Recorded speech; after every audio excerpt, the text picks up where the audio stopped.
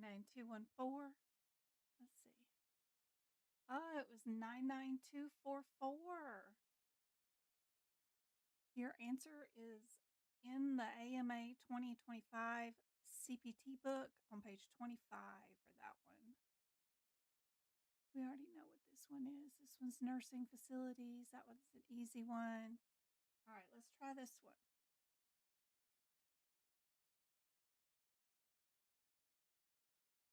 How's my medical coding family doing today?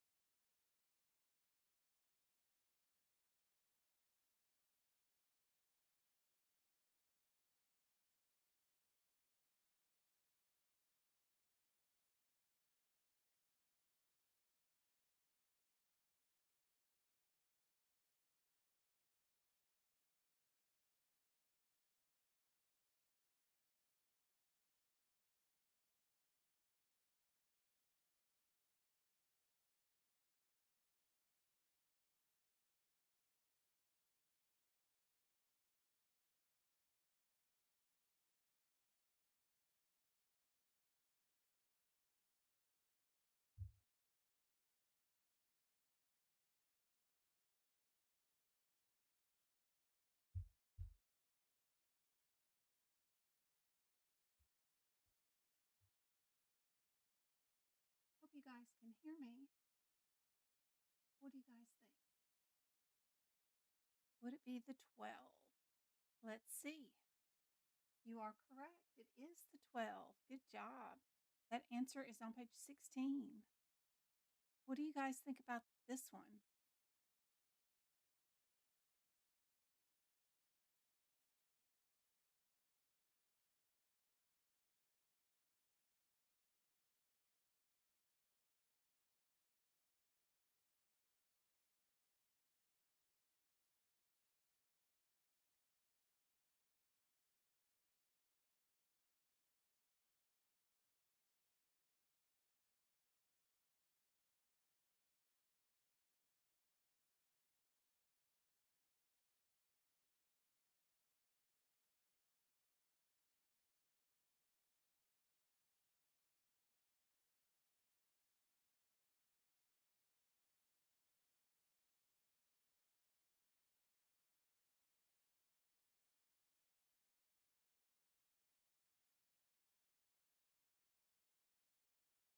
What do you guys think about this one?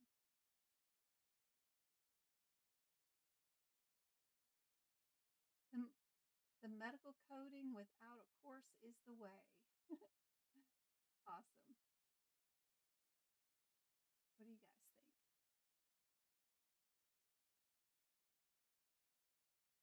think? Hey, Karen.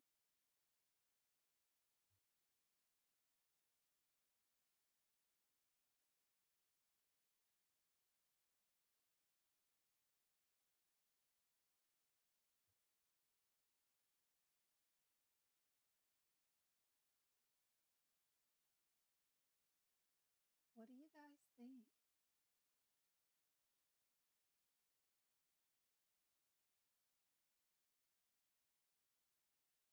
I landed on the right live. That's awesome, Ella. That's great. I hope I can help you out. What do you think is the correct answer?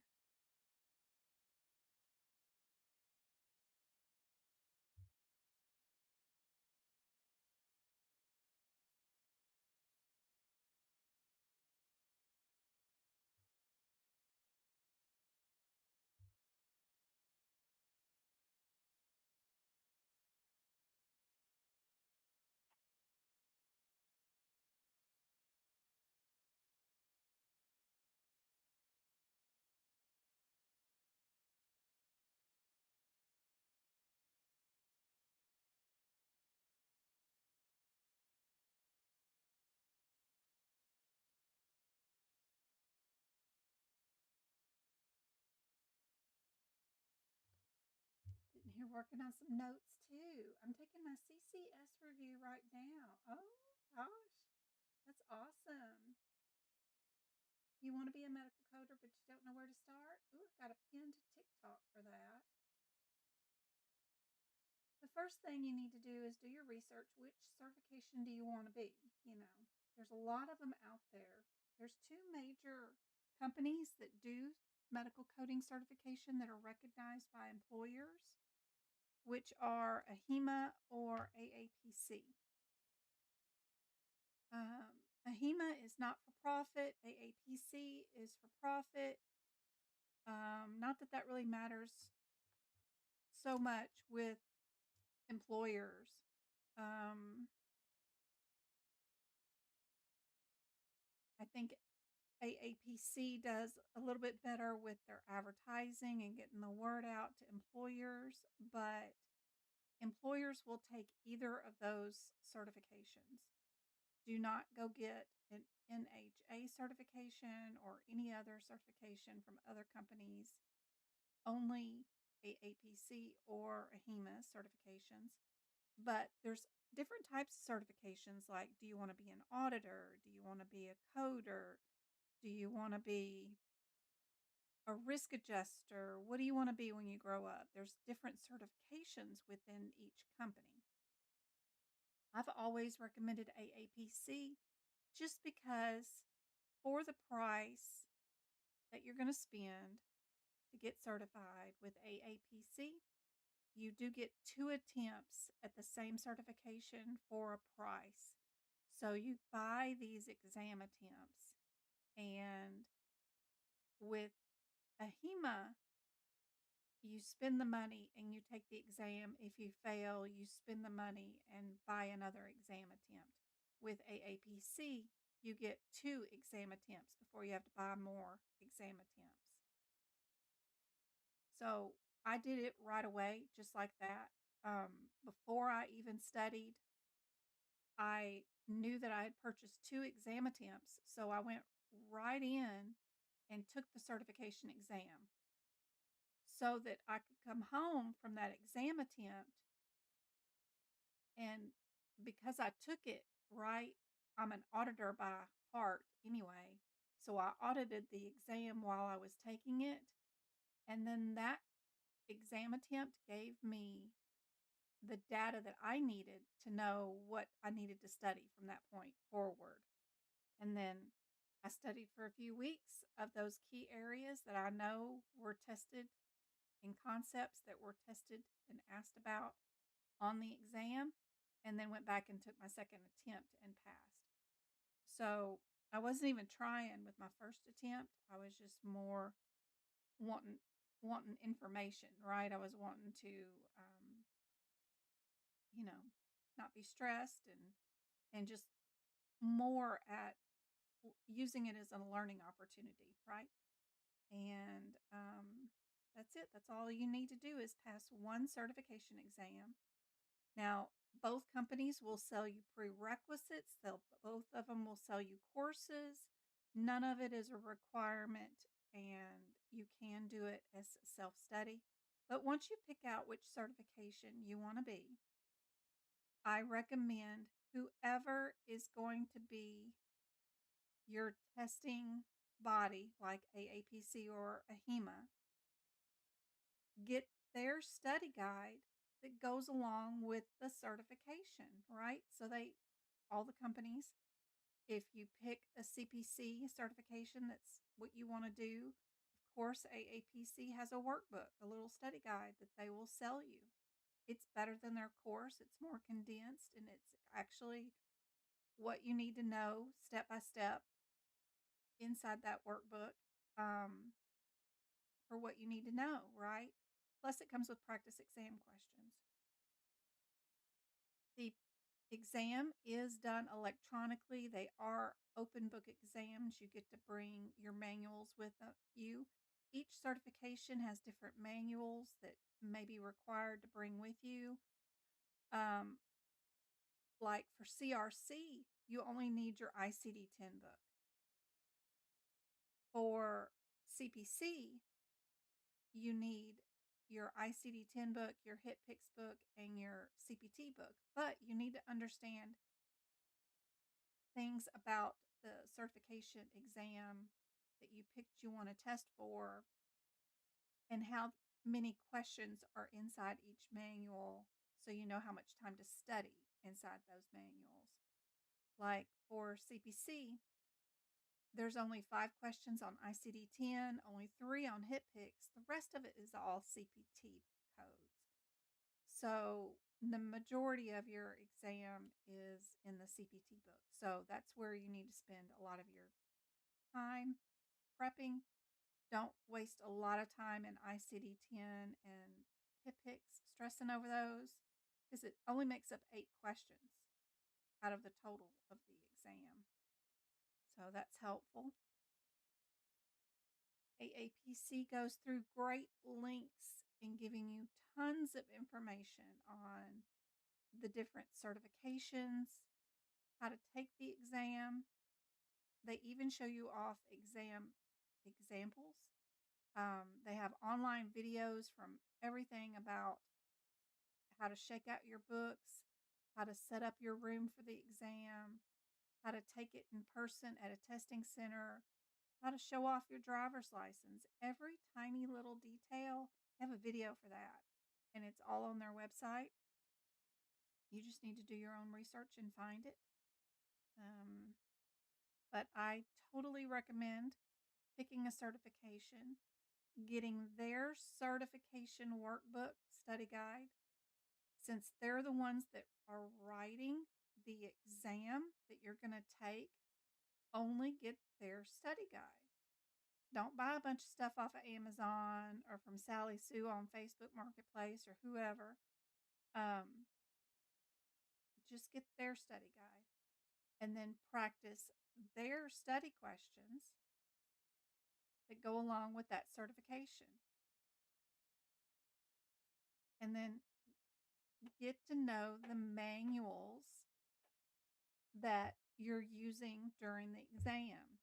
If all you can do is open up a book and run to the available answer codes and read the code number and the description next to it, and that's how you think you're going to pass the exam, you will not pass the exam. You really need to know how to use the CPT book if you're going for CPC. So CPC is medical coding for office or inpatient hospital.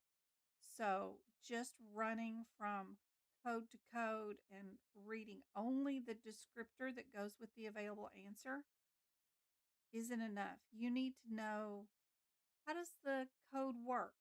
This particular code, I know, never gets modifiers because I know how the book is set up, right? It gives me these little alerts and symbols. And I know that particular code never gets a modifier. So I can look at my available answers and see that 2 of my answers have a modifier attached to that code. Well, I know those 2 can't be the correct answer, so I move it down and can eliminate answers that way. So understanding how AMA has set up this CPT book is the most important thing, because that's what they're testing you on, is can you use this paper manual? Do you know how to navigate inside of it? What's a mama code? What's a child code? You know, what if you did 2 different procedures on a patient? How do you combine codes? What if you combine codes that are only done by time? What if you combine codes that are only done by MDM, but you did 2 of them? How do you combine those? Where do you put your modifiers? Those kind of things. They're wanting to test you on those. So really reading the front of the book where it says the instructions for how to use this book. There's a whole set of like 7 pages in the front that says, here's the instructions. Here's how you use the book. That's what they're testing you on. So just read the manuals and know how to navigate them, and you'll do just fine. Like this one, I was doing my E&M notes for 2026 today, and I actually read this inside the CPT book twice today already.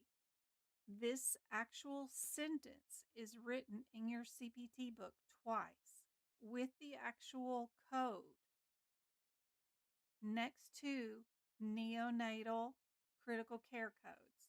It's actually written out.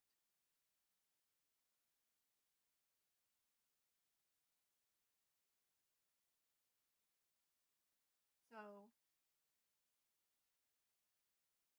being able to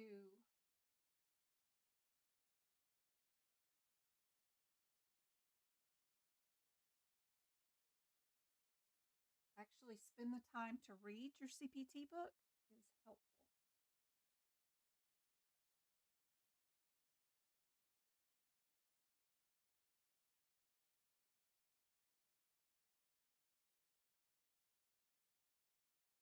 How do you go about getting your first job? You need your community to help you get that job, right? The medical community is a small community, even though we are 200,000 members strong, right? Just with AAPC, it is still a very small community. I've been in the medical field since 1991 ish. No, I would say 1994. Okay. So 30 something years. But I have not had to interview for a job since 2001.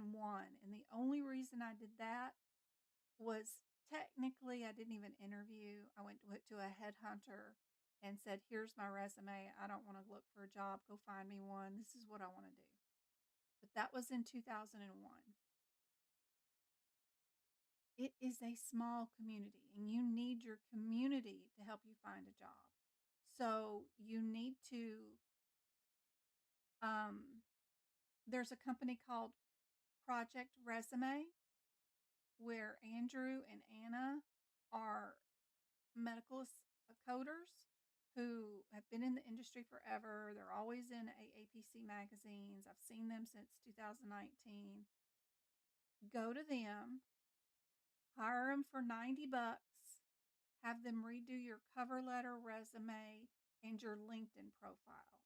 They are medical coders. They know the industry right now, and they know, and they work with AAPC. They're like buddies. They're instructors for AAPC. They own the license. They are in the industry, and they even wrote a book on how to get a job in the medical field that they'll give you too with that $90.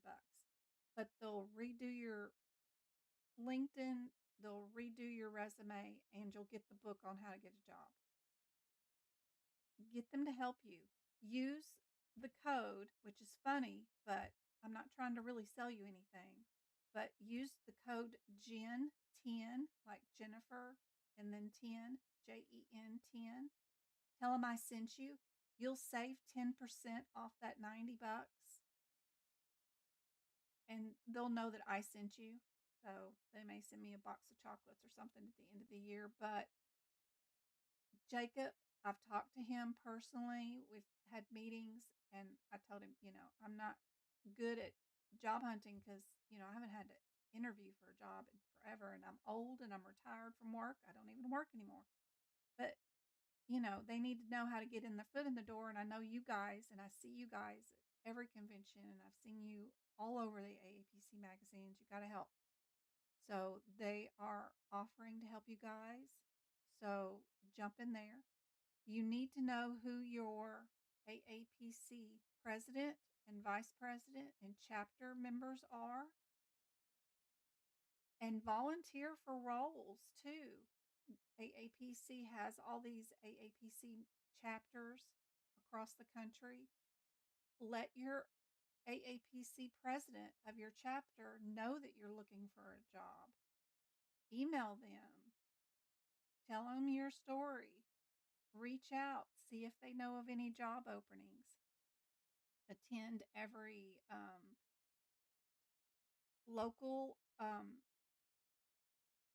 chamber of commerce ribbon cutting in your local area. every home health agency, radiology wing, anything that's happened, an open house, go to it. They'll have free snacks. You get cookies and Kool-Aid. It's great. Go walk the facilities of these new places that are getting their ribbon cutting openings with your Chamber of Commerce. Follow them on the Facebook or whatever, and attend and bring your resume. Let them know you're a medical coder in the area, and if they have any issues, you're happy to help. And try home health agencies and outpatient surgery centers. They're always hiring brand new nurses right out of the gate who never have any experience at all. It's the place that all nurses have to go to first is home health. And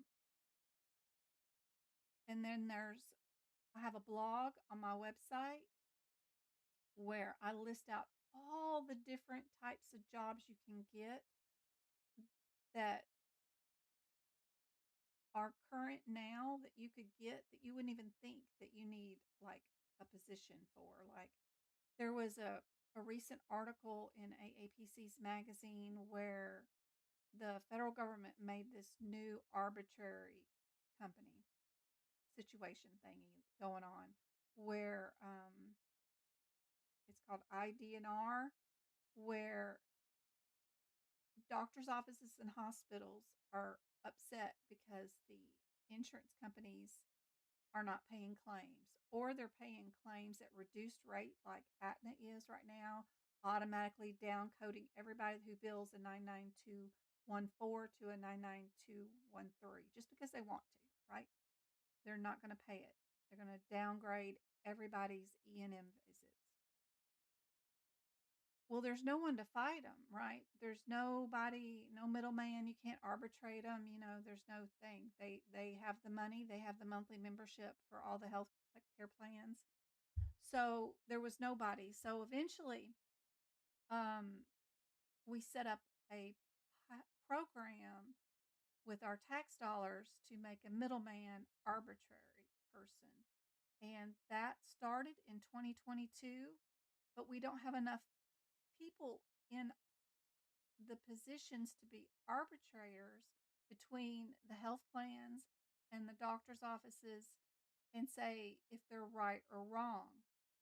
This lady that works for that federal government program said, we need CPCs. Nobody knows about this program. We don't even know how to run this program. We're trying to figure it out as we go. But we need CPCs. Come find me on LinkedIn and let me throw you in this job and we'll figure it out together. There's so many articles written about all kinds of new opportunities that a medical coding license will get you in the door for, that you won't even, we can't conceive of what's coming around the corner. I know medical field is always changing. When I started in it, hands-on, we were doing everything. If you came in the office or even the doctor's office or in the hospital, anybody that saw you did it all, from drawing blood to shooting x-rays to delivering your baby. I did it all when you walked in the door. We were just medical personnel, and it was all done by whoever you ended up with. We did it all. Now you have different licenses and certifications for every little thing, and you go see a different person for every little thing. But back in the day, it was just, you come see Jen and Jen does it all. I'm going to shoot your x-ray, I'm going to draw your blood, and I'm going to, dispense your meds through your IV. It was different, but it's always changed and always evolved. No matter what I've done in healthcare, just getting your foot in the door and having that first job, it's all that required. And then from there, it just evolved and changed and turned into something that I was really proud of. So change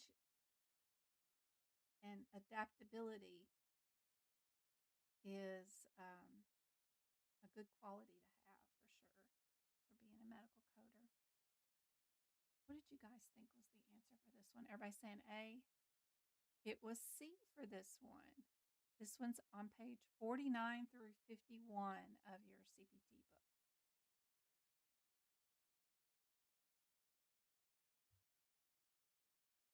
What about this one for our integumentary? A lot of times, if your second or third digit is different, then you've got a different body part or subheader or surgery type that's going on. 3 of your answers look like they might be under the same header or body part or surgery type, and then one of them's an outlier. Those are kind of things that I like to look at. Chemical peels have been on the exam before. So has like dry needling or acupuncture, those kind of things. You're taking your test on Monday and you're scared because you only have the 2025 books. No worries. No, I wouldn't be worried at all. I do have a document already ready and it's on my website if you want it. It'll change your 2025 book into a 2026 book. You can just add in the new codes and then cross out the deleted ones. Totally up to you. I don't foresee any of the new ones being on there yet, but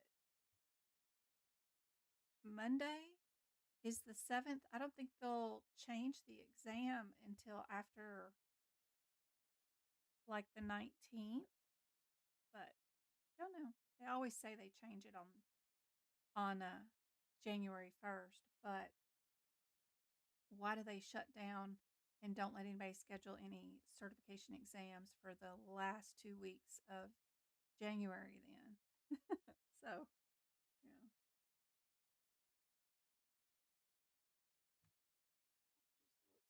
It just looks terrible. I don't know why it won't look better.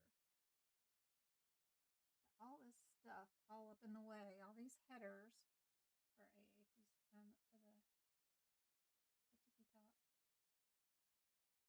So if you go to my website, Medical Coding by Jen, let's see. And we go right there on my website. And you know, if you wanted to do project resume, it's right there at that purple header. There's project resume and pocket prep. The practice questions that I'm doing right now are located right here in that one. But if we're gonna do the turn your book into a different book, you can just scroll down to the available section notes right here, or you can go right here to the where it says notes, study guides, and replays. Click that banner header right there, and right across the top are all the CPT book notes, right? And then I have a header for all ICD-10 notes. And then I have a header for all of the workshop replays or boot camps. So right here under CPT book notes, if you just scoochie over to right here, this one right there, this one is the Turn a 2025 AMA CPT book into a 2026 book right there. And you just follow along with me page by page. If I cross out a code, then you cross it out. And then if I need to write in a code, I'll add it in between. So I also give you a typed copy of what the book looks like, so that in case you can't read my handwriting, you can make your own notes if you don't like copying mine. But I turned one of my 2025s into it. Super easy website. You can find anything that you need at all on it just by clicking and scrolling. That's all you need to do is have those skills of clicking and scrolling. That's it.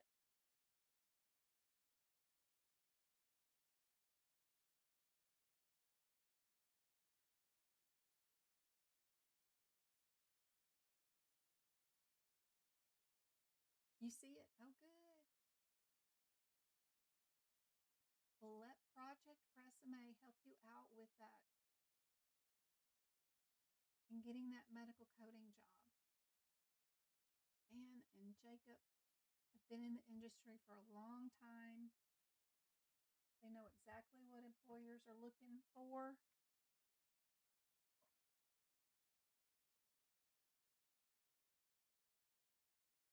Just don't forget to use that coupon code GEN10, and that'll save you 10% off of the price. They have different various options. You can get it without the book or without the LinkedIn option, that kind of thing. But if you're going to go for it, go big, is what I say. Just because you never know. I think that LinkedIn thing is pretty handy dandy.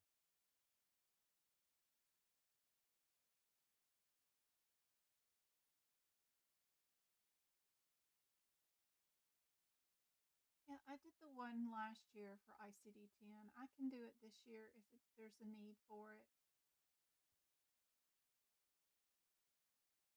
You guys want it? There's only 5 questions on the ICD-10 book. Really, all the work to change it into a 2026 book just for 5 questions. And the likelihood that all 5 of those questions will be all new codes is there's just no, I don't think there's any real stress about that. As far as the work involved in changing it, if they updated 250 codes, then you got to go through there and write in 250 codes for 5 questions. Your time spent is more valuable in the CPT book, promise. And plus, you can save some money. But I'll make it. Yeah. My voice is really low. Oh, sorry, guys. I can move the microphone closer to my face. How's that? Is that better? I always forget about that.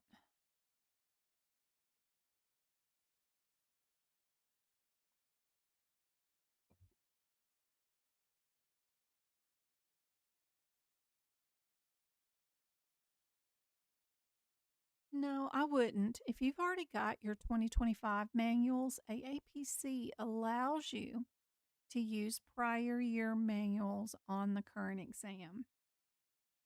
And in fact, I thought the 2024 books were better for the 2025 exam because I found a question in their data pool that had a current, well, an outdated code from the 2024 year in their 2025 question pool.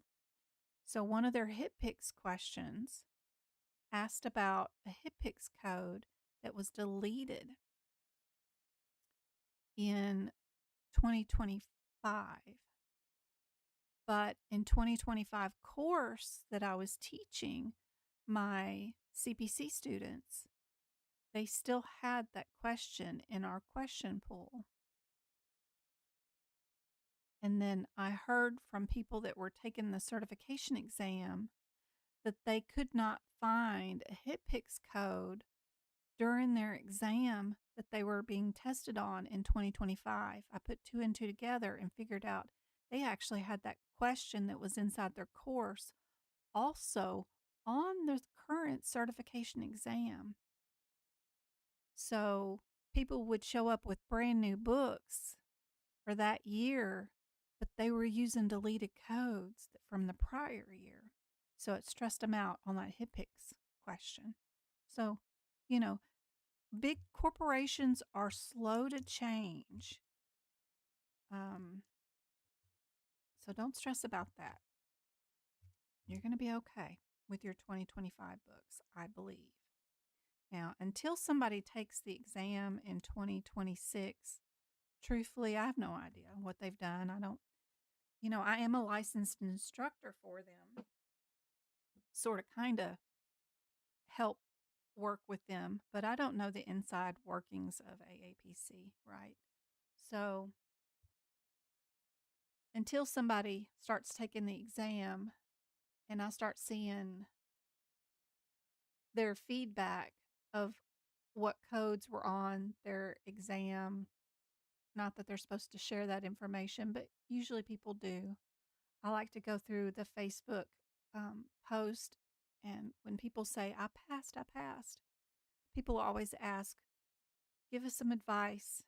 And every once in a while, somebody will share a code or a scenario that rings a bell to me, and I'll know if the exam has been updated or changed or anything based off that feedback. So I'll keep an eye out on it, but I assume you're going to be just fine with that 2025 book. I've been doing this since,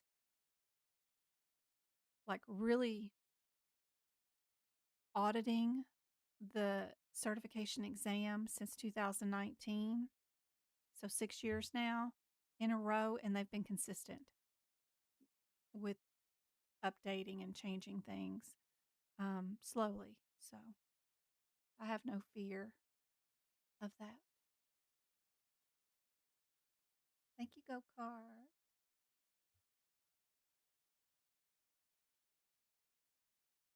What do you guys think is the answer? Thank you for the almost 2,000 taps. Somebody said B. B is correct. The answer for that one is on page 111 in your CPT book. What do you guys think about this one?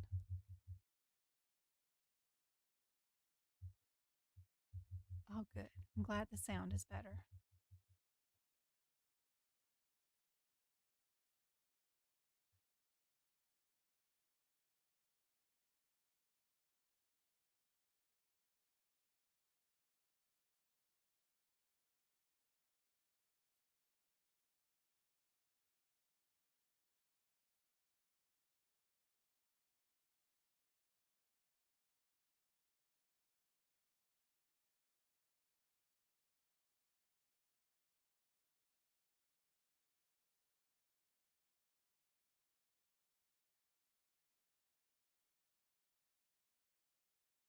Howdy, howdy. How's it going? What do you guys think is the answer for this one?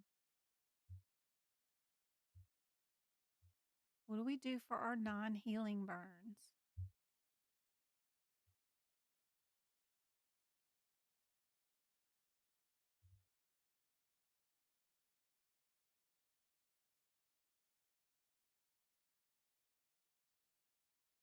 No, I don't like the the bat method, the chunning method.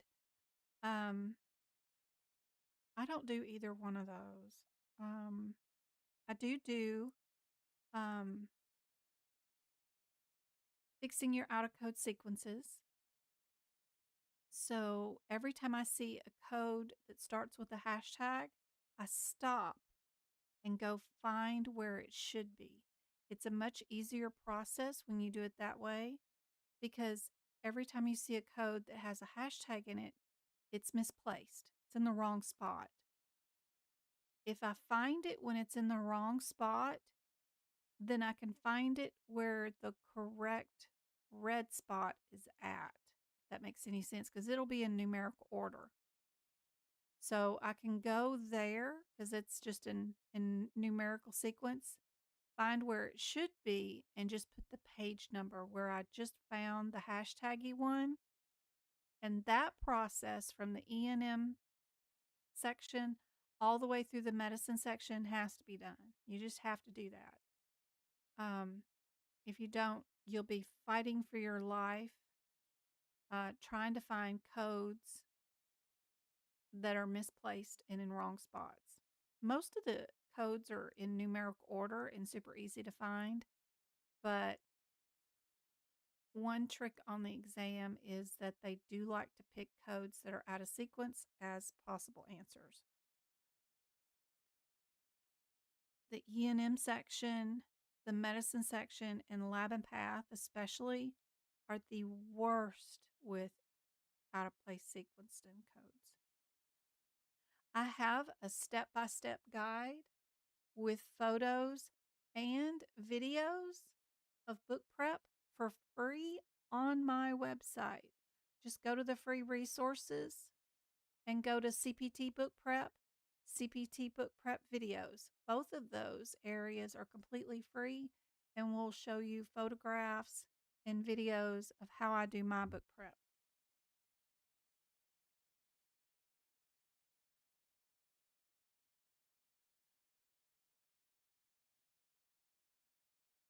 If the codes start off with, like, we're doing integumentary, right? If one of them starts out with, you know, debridements, and then other ones are removals, and another code on the same page is a shave. The first word in each of those descriptors is what I'm looking for in the exam question. Did I do a shave? Did I do a debridement? Did I do a removal? Not that big of a deal, and no code prep needs to happen for that, right? What you have to do is the ones that are the same, right? If you have two of them that are shaves, two of them that are removals, well, what's your differences between those? In the front of the book, there's an, that area that I keep harping about, that, let me see if I can show you guys. Yeah, in the front of the book where it says the instructions for how to use the book, it goes in and tells you, for example, for example, for example, this is where I find a lot of the exam questions in the front of the book, because they're telling you that, place of service matters for CPT codes. If you're in the ER or in observation, those place of services affect which code you're picking, right? So all these little examples is where I find exam questions. So anytime the book writes the word example, that's where I find exam questions. And right here in the front of the book, it tells you the differences between these surgeries. Like, one of them's a removal, but also some surgeries are just cutting into the body. Do you know the differences between puncturing a body, removing something from the body, or just cutting into the body? Do you know the differences between these surgical procedures? This is what AAPC is asking you and testing you on. Also, do you know the differences between doing one of something, two of something, three of something, or multiple? And then, do you know positions of the surgeries, right? We go into the body, usually on the unaffected side, the happy side that isn't hurting, and then we repair something on the other side that is not happy, that is affected, that is ruined, right? So knowing the differences of the route in the body is not repairing that side of the body. Noticing that in the exam question, and then noticing the part that they do fix, is helpful. So all these little areas like infra, extra, distal, proximal, that stuff is what I highlight the differences of my CPT codes, right? So a lot of times, especially in like anesthesia, musculoskeletal, integumentary or respiratory, the differences between the CPT codes are just trans, supra, infra, intra, extra, bi, anterior, posterior, right? All the stuff that's in the front of the book where they tell you the instructions of how. So when I go to make my notes, I'll go to the codes, right? Look, these are all distal, right? Distal, distal, distal. It's the same bone, but distal. But look right here. Where's the bone fracture? It's epi. It's up on top of the bone, right? This is another color code that I'll come in here and make a color code difference is because we've got epi right there. Like in the front of the book, they tell you epi, right? And then the next set of codes, they're still distal, right? They're epi and it's radial. But what's my difference? We went under the skin. This is percutaneous. So my little thing for going under the skin is just drawing a line on it. This one is a closed treatment. Same bone. Well, I have a little alert that tells me my route in the body is closed, is an orange circle. If we did an open procedure, same bone, distal, same epi. Right here, I need to make a color code for. But our route in the body was open. I do that as a green circle. So one look at answers A, B, C, or D, I know we're all going to be distal. We're all going to be fractures on a bone. We're all going to be epi, but my routes are my differences. So when I do my notes, I do my notes based off the front of the book and the instructions on how to use this book and what the differences of the codes are that make a difference in which code I'm picking. So, so I do my notes differently. Anyway, if you want a copy of them, you can get them in there, or you can watch me do live lessons where I'm book prepping, and you can do notes with me as I'm doing them, like I did last night. Or was it the night before? It was the night before. And then those recordings get saved and put on YouTube. And if you have a $5 YouTube membership, you get access to all the replays of those. Speaking of that, let's give away 5 YouTube memberships to 5 people in the YouTube chat right now.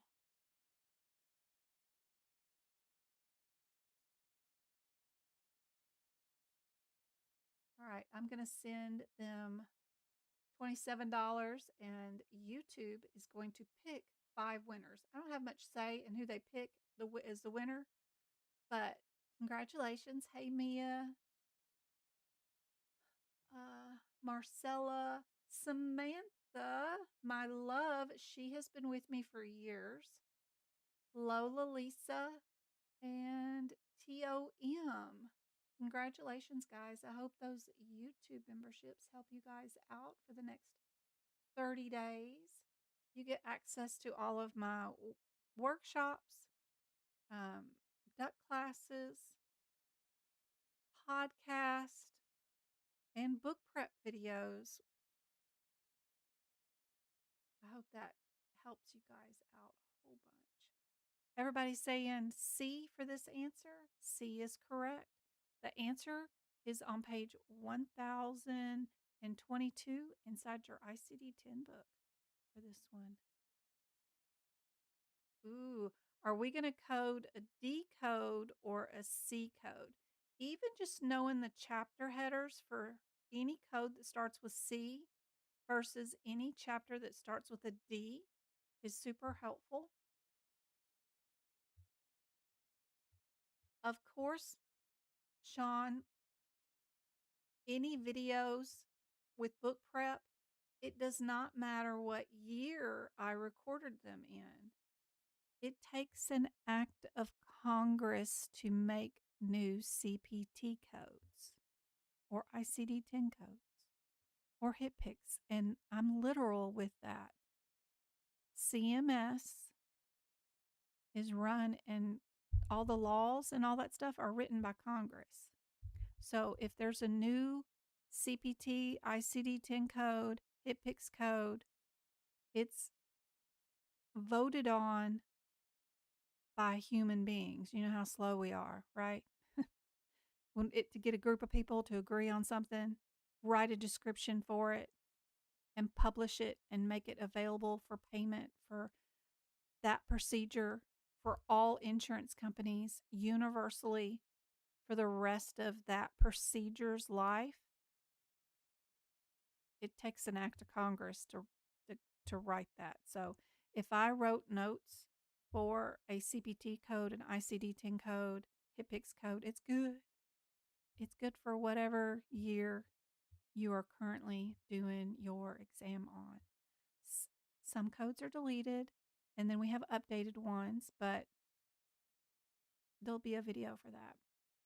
And the only major ones we've ever had recently, a few E&Ms, telemedicine, hernia codes were updated back in the day, and it's not that big of a deal.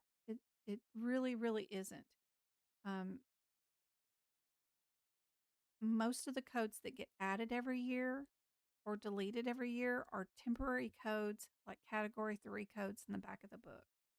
It really takes something big to actually make any major difference in E&M through medicine section, right? We have to have new technology. It has to be out for a while. It has to be, proven that it works. Then you got to get the insurance companies to agree to pay on the thing to even get it recognized and put into a book. It's it's a whole process, and it takes a while. So don't worry about it.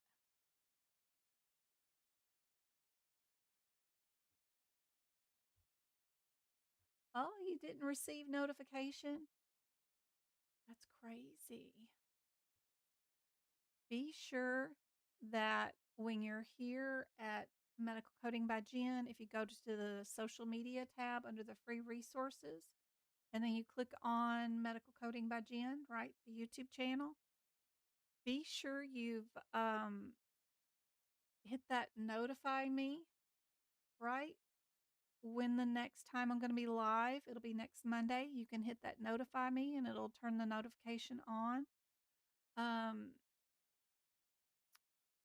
and I think there's a place that you can do like a drop down menu and change it to from sometimes to always notify you. But I'm logged on as me, so I can't see from a stranger's point of view how this would look from your point of view right now. But I know that you can individually do it for my upcoming next live. So I have one scheduled on January 12th, already published. You can hit that notification on. Don't forget to do the free practice question area, which has tons of free practice questions that are not videos on YouTube. There is a whole Moz section of questions in here on those Mohs or Moz surgeries that is worth its weight in gold. I've actually typed out tons of examples of practice questions, and they're multiple choice just like AAPC. And when you click on what you think the answer is, the rationale will pop up for you. These are excellent questions and totally free and on YouTube. Don't forget to click over on the live channel tab, and that will bring up all my previous live lessons that are all free. And in the header, it says what we did, like E&M or compliance and regulatory or CRC questions, CIC questions, E&M. There's musculoskeletal.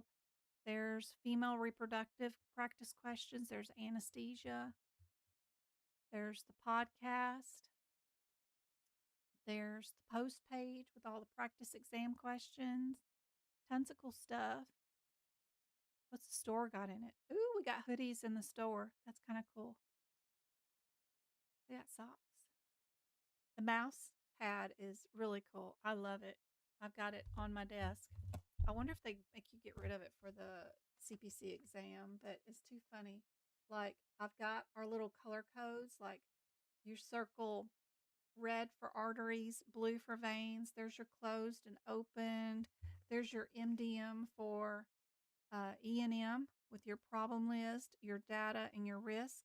And then the things that we do, like get rid of or highlight your modifier alerts, your unilateral and bilateral. It's too cute. And stay calm. I've been using my up and down mouse, which I love. Helped with the carpal tunnel. All right. Don't forget about the short videos. Those are like 10-second videos where you can do practice questions. Those are really great. They're a pain to make. Oh my gosh. But they're fun.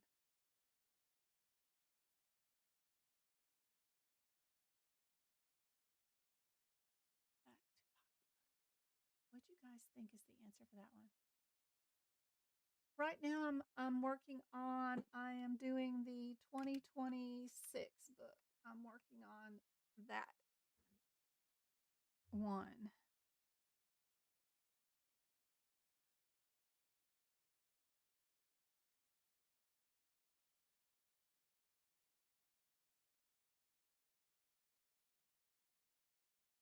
Almost done with the E&M notes for 2026. Just got to take finish up the last bit of notes and then take pictures and post that up for you guys. I do have, we got a bunch of brand new codes, which we've never had before in at least a decade. But the male genitalia system set of codes updated for the prostate cancer codes and stuff. And we finally have some out of code sequences in that section too. We've never had any out of code sequences. So that set of codes and notes is updated and already published for you guys. I have PCS notes for you guys too that I've never published before. I think I did maybe in 2020, but there wasn't much to them. I never published them again.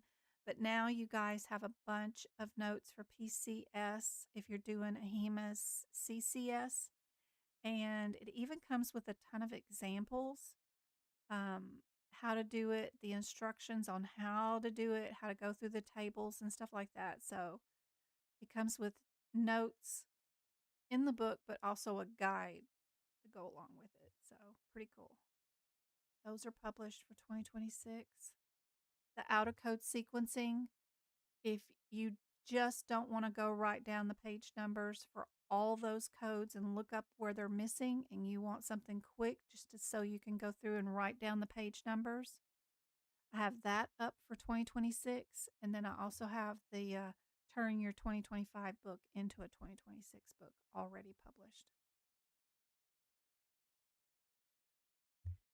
Some people are saying A and some people are saying B. Have we got two diagnosis codes for this one? Nothing would be combined. A patient that has anemia due to a malignancy. We would do cancer first, then the malignancy, or anemia first and then the cancer. A is correct. Page 529. Good job.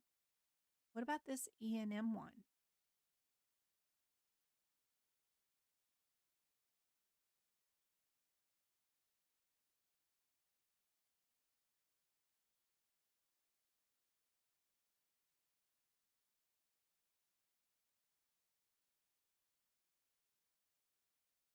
What do you guys think on TikTok? What can I do to help you guys out? Any questions over here? Sorry if I missed any questions. Yeah, I don't know why the camera view is so crappy. Maybe that helps out a little bit. Oh, of course, now they want me to do the puzzle piece.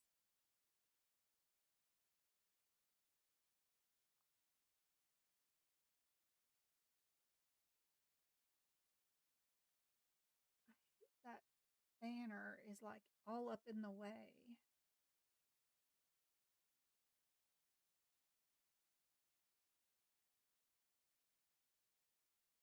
And then now chat's kind of in the way. It's like there's no happy medium with all this stuff they have all over the screen now. Maybe that is a little bit better. I don't know. You can see it now? Okay.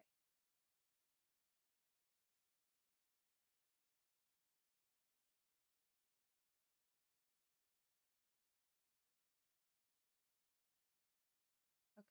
Good.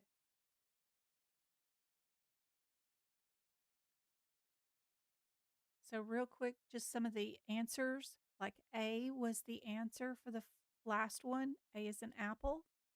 The one before that was C as in cat. The one before that was B as in boy.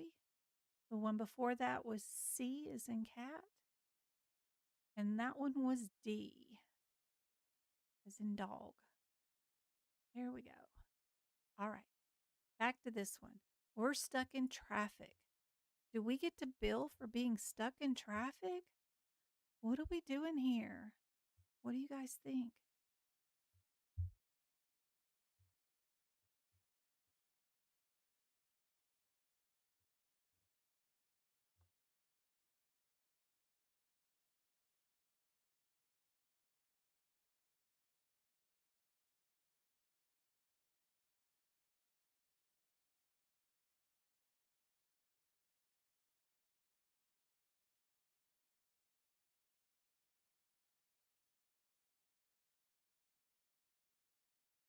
Everybody saying D? Awesome. That answer is on page 28. D is in dog. What do you guys think about C80.0? When would we use that diagnosis code?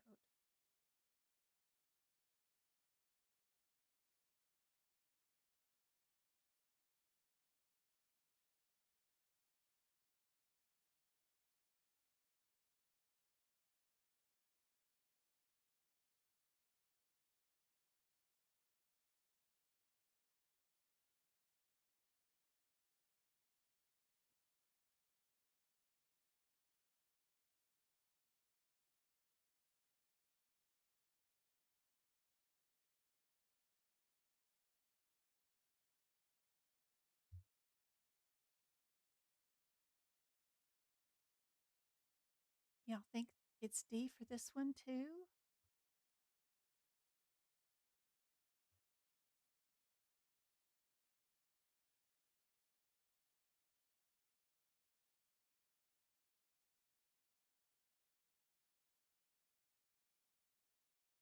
D? D is correct. The answer for that one is on page 484. D is in dog. What about this one? Viral pneumonia. Is that 3 digits, 5 digits, or a 4-digit code? I'm always counting things. Oh, that's the way I look at the answers. What do you guys think? What do you see on your end? Thank you for the 7,000 taps on TikTok. Thank you for the 11 likes on YouTube.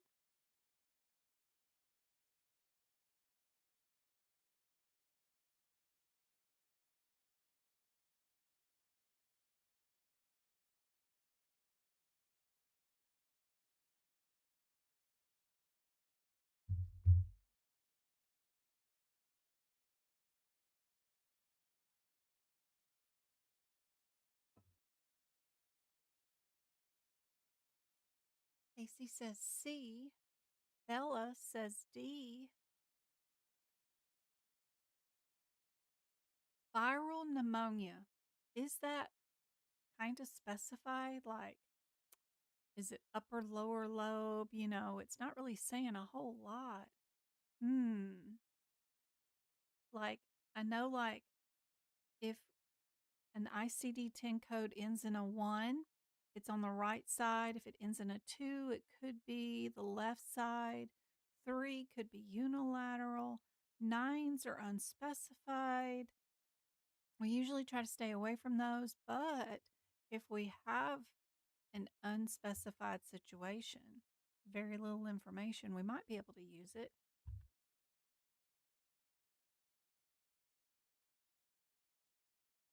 I change it to D. Ooh, you can be influenced. Let's see. It is D. Yep. So knowing that little tiny hack about the numbers at the end, right, left, again, this is stuff that you will find in the front of your ICD-10 book under the instructions for how to use the ICD-10 book. It'll tell you that the fourth and fifth digits can be laterality codes. And when you see them, you can quickly eliminate or include certain answers based off laterality. If your answer is talking about a body part like a lung that has a right and left that could be affected, then you know you might look for the one or two, right? So just knowing that kind of stuff is super helpful. Please, please, please read the beginnings of those manuals where the instructions for how to use the manual is located and find examples of whatever they're talking about in those instructions in the manual more than what they're just showing you. Example this, example that. Go find your own examples. That's really helpful. Ooh, all of these codes are all in a row. 1, 2, 3, and 4. You know they kind of build on each other. You know, whatever's going on, usually they start out simple and then, you know, like just opening up the body. And then the next one, they might remove something out of the body. Then the next one, they might add in a prosthetic, right? Or a stent or something. And then they go on to do something major, like add in a graft or something fancy. The only exceptions to those rules are usually radiology or OB and delivery, where our first code is our major code that does a bunch of stuff. And then if we need to piece it apart and only do baby parts, it might be the bigger codes numbers behind it. But in general, that's how all the codes are set up in the CPT book. You start out with a tiny procedure and then you build on it and make it bigger. So just thinking about that, where would we put staples or suture removals?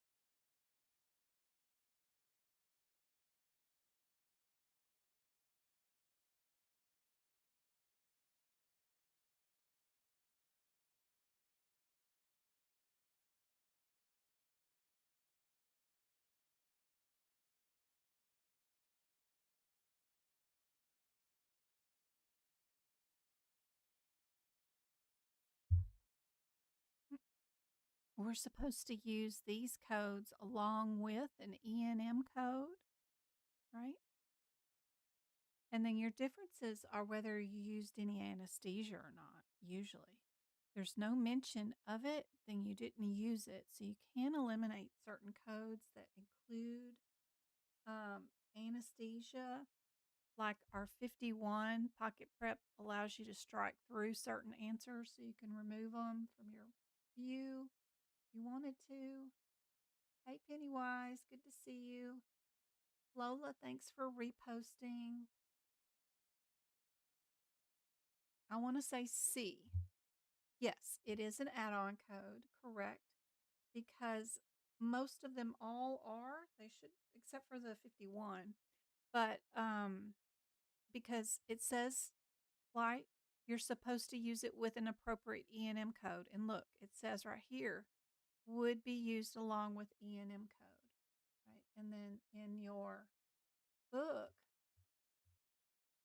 right, these codes say to list with an E&M code. So it's appropriate. It just says right there to list it with it, and your question says you're going to list it with an E&M code.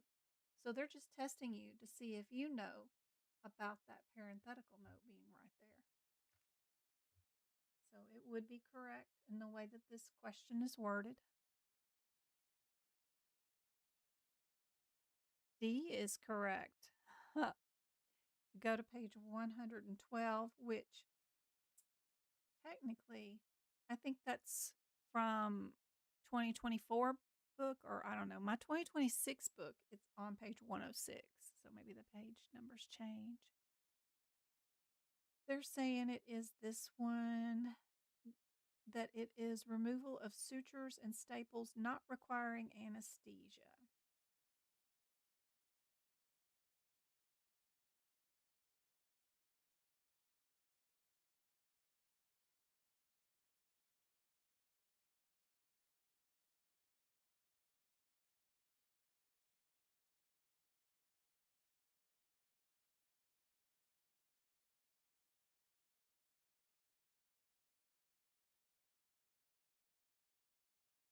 Ooh, I love these codes. Are precancerous codes. If we are removing precancerous lesions, these CPT code descriptors are written kind of funny. So understanding how they're written. I am live. Hey, Grasshopper, how are you doing? You're trying to get ahead when you enroll? Awesome. Whose class are you going to enroll in?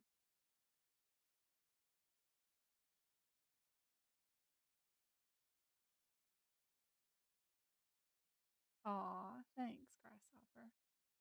I've got a new class starting Thursday. And if you wanted to just get the course, you don't need manuals, you don't need exam attempts, you just want the AAPC course and me, you can do it. It's like $900 just to have the course. You want to get started on Thursday.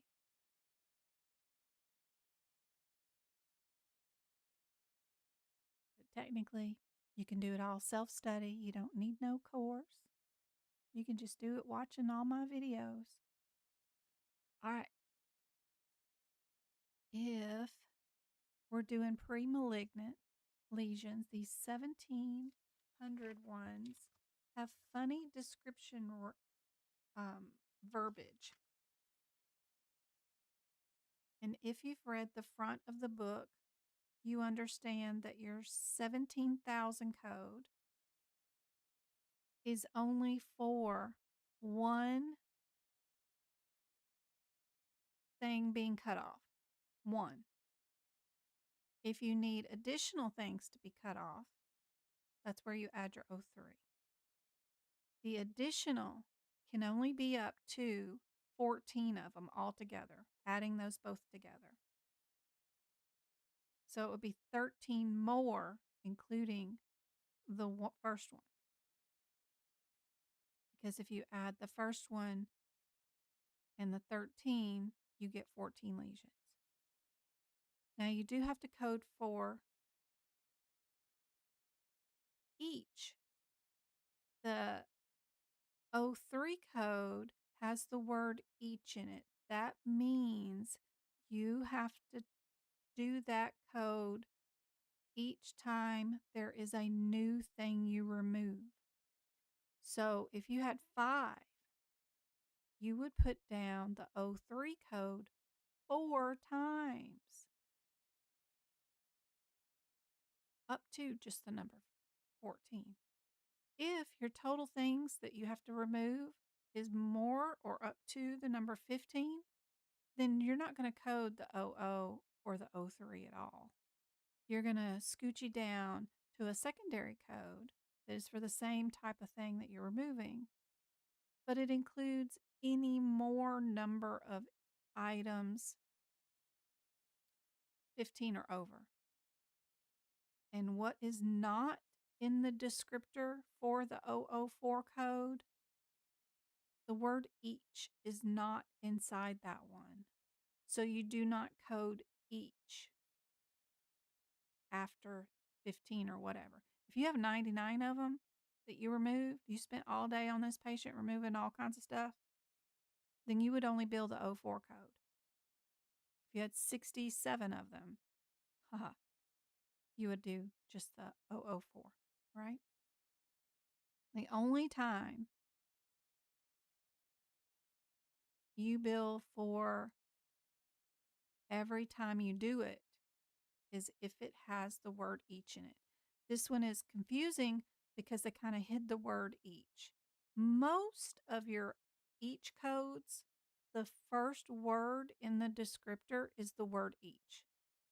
This one, they kind of have it hidden at the tail end of the descriptor, so it's not as noticeable. Hello, Turner, how are you doing?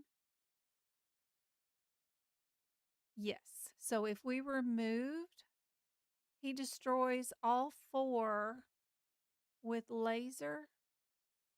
Which answer equals the number 4? Yep, and it is B. Good job. That answer is on page 113 if you're in the 2025 book, and it's on page 109 if you're in the 2026. Ooh, E and M. The difference between the 5th digit in the E and M codes is just changing the level of care. Like the answer A is just a level 1, kind of, sort of, is what we like to call it in hospital care, even though these are office visits, right? B is a level 4, C is a level 2, and D is a level 3. Sometimes you have them referenced that way. Just letting you know that, just so you know. The 4th digit in your E&M code denotes whether they're new or established. You can tell that these are all established answers because of the 1 code or the 1 number in the 4th digit area. If it was a 0, then you know that they would be new patients. Knowing that little difference is really helpful. Our first answer, A, is a nurse visit, does not require a physician to be present. We can check to see if our question is about a physician, and this one is seeing a psychiatrist.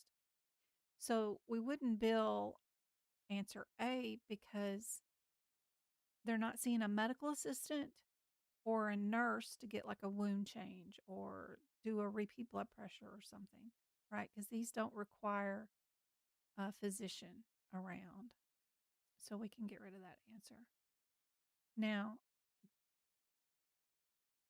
to do this question, we need to know if this established patient is a level 2, level 3, and level 4. Level 2 is straightforward. Level 3 is low, and level 4 is moderate.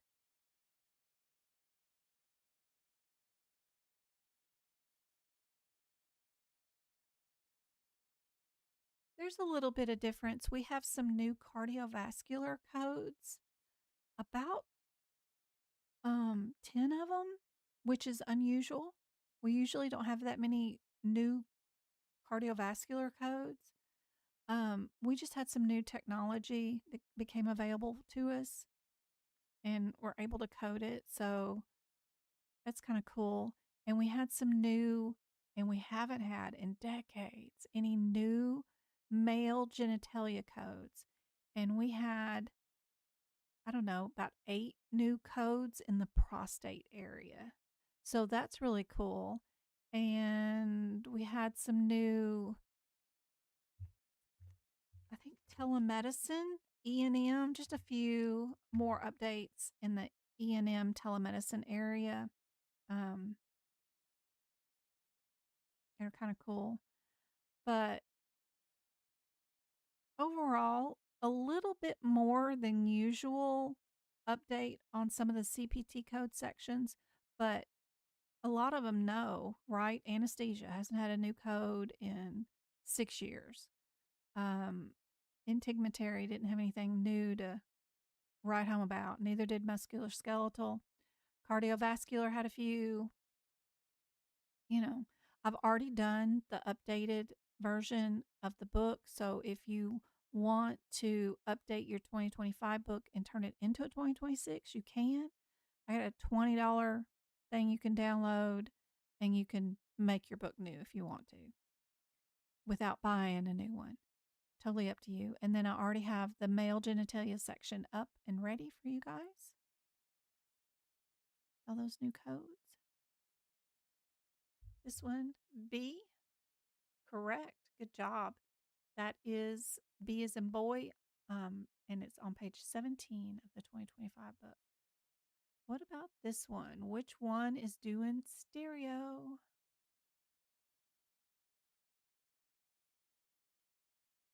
It depends on which certification you're going for, Nicole. So if you're doing ahima, you can use your 2025 books until April 1st.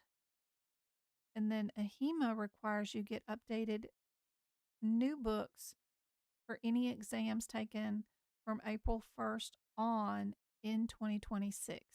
AAPC, you can use your 2025 books till January 1st, 2027. You're cool. You're good.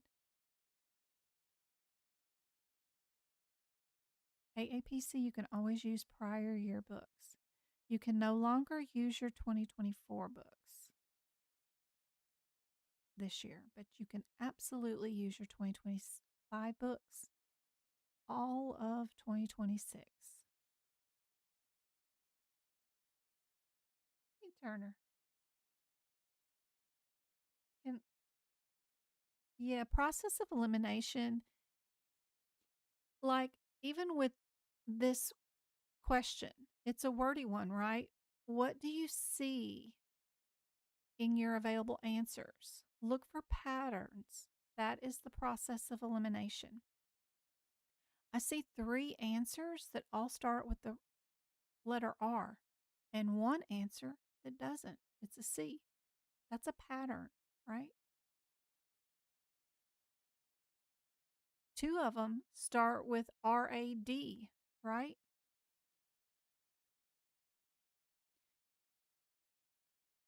AAPC has a pattern of if your answers are similar, like ureter or urethra, in like an anatomy question, or even numerically numbers that start out the same number is the correct answer for 2 answers with an additional code, of course. That is what they're testing you on. They're trying to see if you know the difference between a ureter or urethra, right?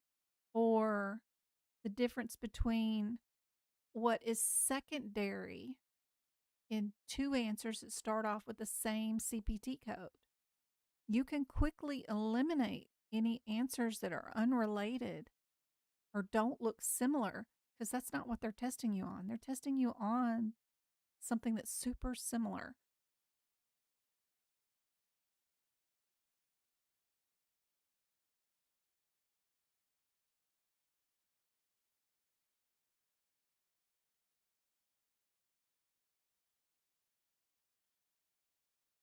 Okay, Bill.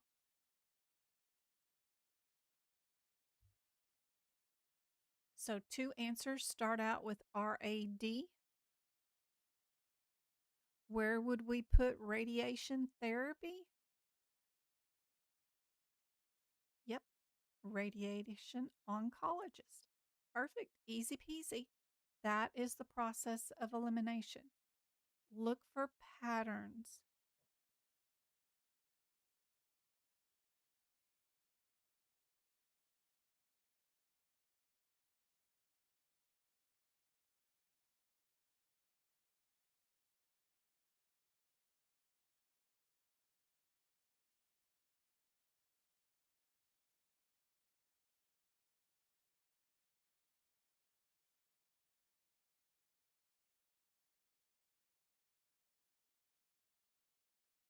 Noelle, they have on AAPC's website. You go there. You go to medical coding and billing, and you go right here to the resources tab, and you go right there to the career center. They'll tell you all about the medical coding career and field, and they have a salary report right there on their banner for 2025. Just click on that, and based off your region, they will tell you what they make starting out, and then, tiered up as the years go on. They do extensive and exhaustive work giving you guys every bit of information you ever wanted to know about anything on this website. They have drop down menus and tons of banners. If you can click and you can scroll through data, that's half the battle. Most people don't know how to click and they don't know how to scroll, and that prevents them from finding any information. So just click and scroll, click and scroll.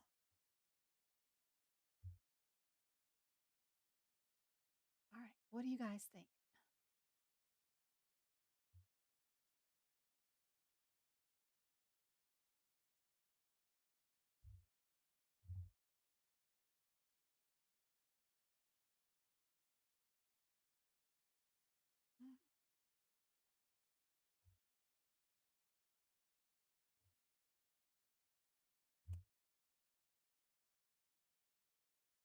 Okay.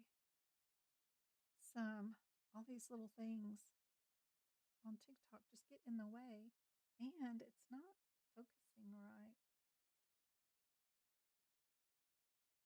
Stop focusing on the lines. I am streaming on Tube of the U in case you wanted to do. That is aapc.com. Thank you, thank you, thank you, Grasshopper.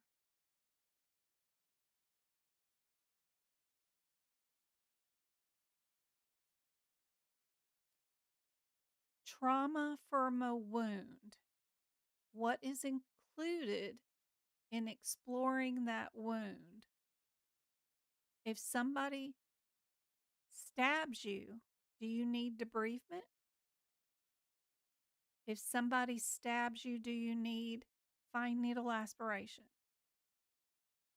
If somebody stabs you, do you need a biopsy? Or do you simply need someone to repair the stab wound? It's not rocket science. We can figure it out. Think about the situation. What would normally happen? We would not enlarge the wound, and we would just take a peek see in there and stitch it back up, right?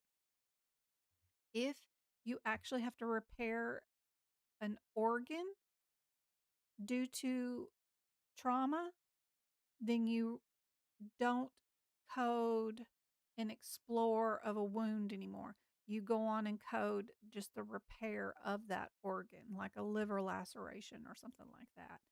But for baby basics, yep, and trauma wounds or gunshot wounds, those kinds of things, a simple repair is included.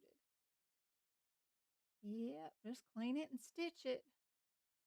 Hope for the best. You probably end up having to go back in and remove a blood clot later, but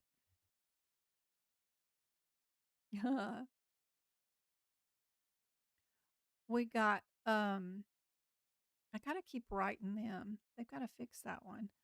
This one for our 50s, our 450 and 55 and 56. You know, if their endings are super close, they're probably the same surgery.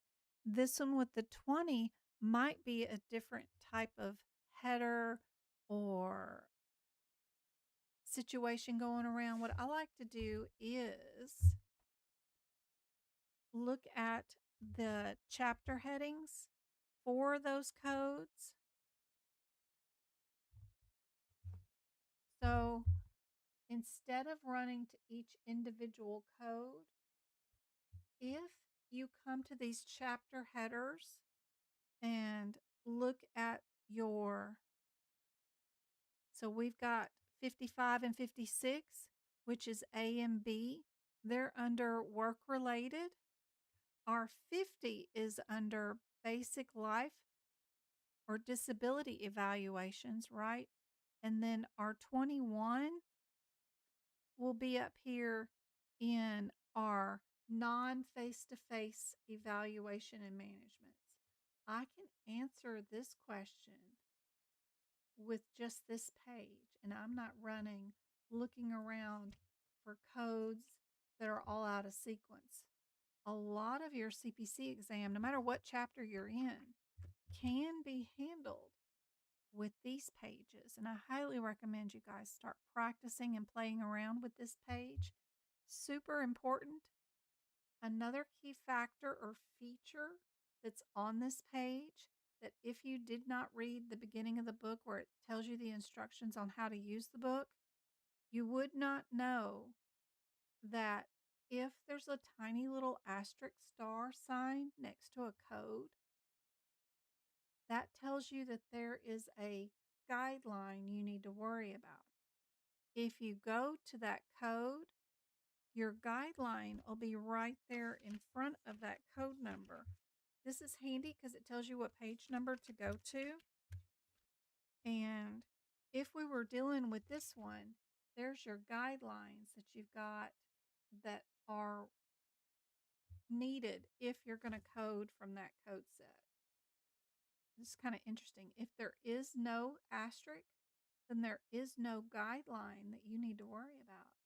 You can not have to worry about it. Anyway, for this one, we've got two sets of codes, right, that are disability evaluations, right? A, B, and C are similar because they both have disability evaluations in the headers. This is what they're testing you on. They want to know if you know when forms would be filled out for disability evaluation, when it's work related or basic life insurance. That's all. It's the only thing the question's asking you about. And unless they said something about work, you know your answer has to be that one. You only have one answer under the correct header, right?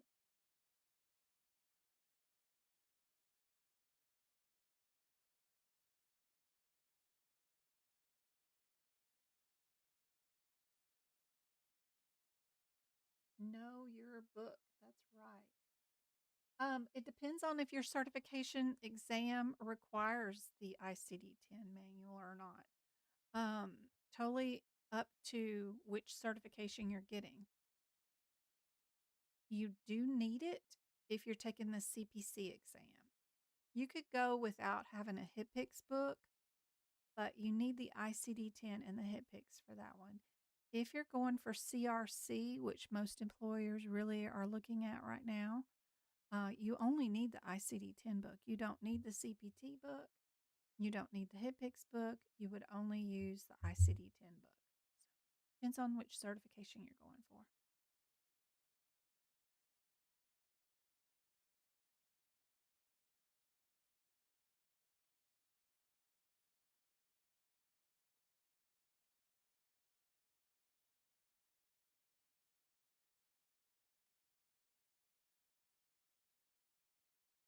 Again, with these codes, right? If you're using this page, 99460 is under what header? Newborn care services with an asterisk. 9963 is under that one too. The 65 and 64, which is C and D, are under this header. So they're wanting to know, do we know the differences between newborn care services or delivery and birthing room attendance codes? Do you know your differences? What would be coded in this scenario with this question? Let me show it off to you. There you go. Answers A and B are under one header, and then C and D are under a different header.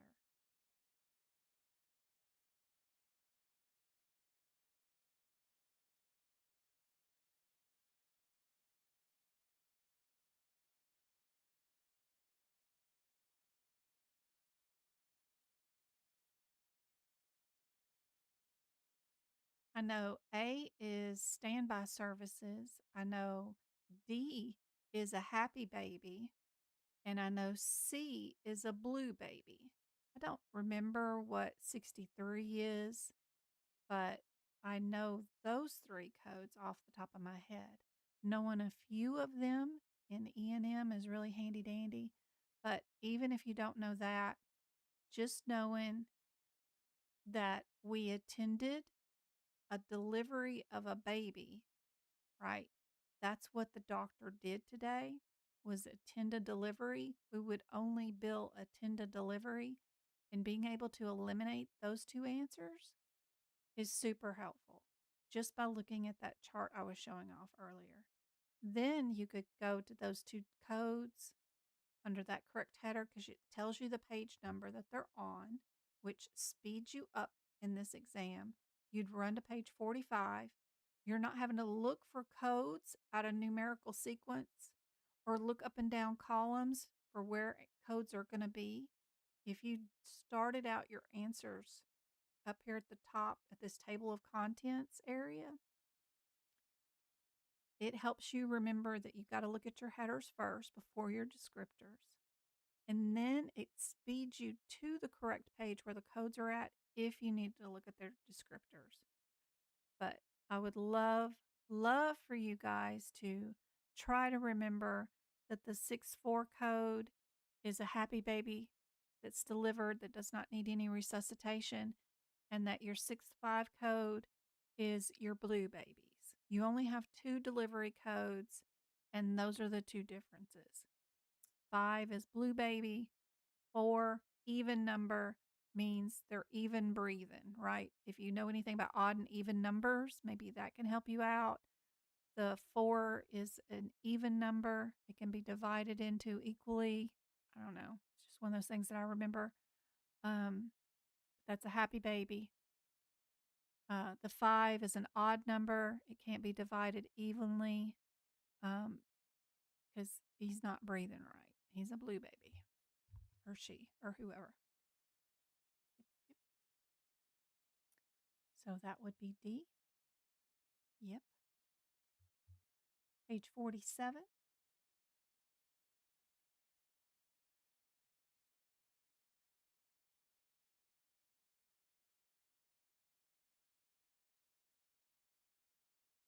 This is just a difference between 2 codes, and they're probably both under the same header.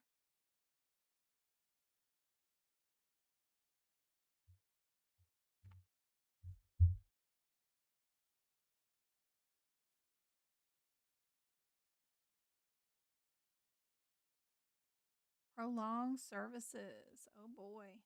Page 32 if you're in the 2026 books. Yes, you can use the 2025 books if you're taking an aapc exam for the year of 2026. If you're doing ahima, you can use your 2025 books till April 1st of 2026.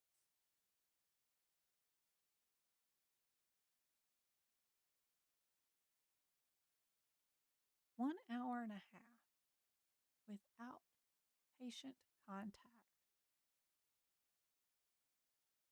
What do you guys think? They just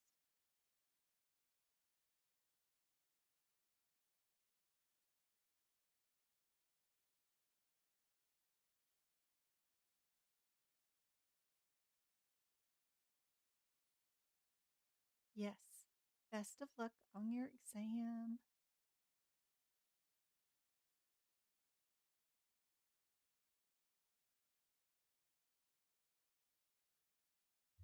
By saying B, page 34. What about this ICD-10 code? Would we have 4 digits in our answer? Would we have 5 digits? Or would we code all the way out to our 6th digit?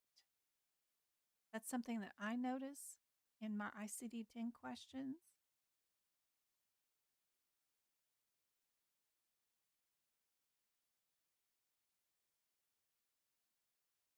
Something like this one will probably be on the exam. They want to know if you know about combination codes, right? We've got hardening of the arteries, and we've got unstable angina. Their answer would probably have 2 cardiovascular codes and a couple answers, and then some of these answers. And they want to know if you know about this combo code area. What do you guys think? Be sure you know the code for impending heart attack for the exam, because it's not listed at the ICD-10 code level in the back of the book, right? You would only know that it's impending heart attack if you looked up impending heart attack MI in your alphabetical index in the front of the book, because it tells you to go to angina. But angina, if you actually go to the code I-20, it doesn't say it's impending heart attack there at all, where the descriptor and the code is actually located. That kind of stuff is what they like to do to you on the certification exam.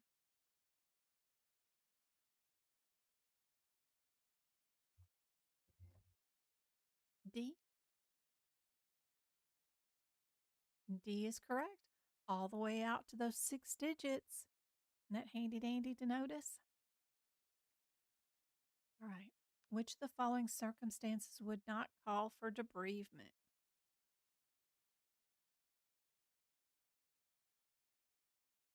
Ulcers, fractures, infections, or injuries?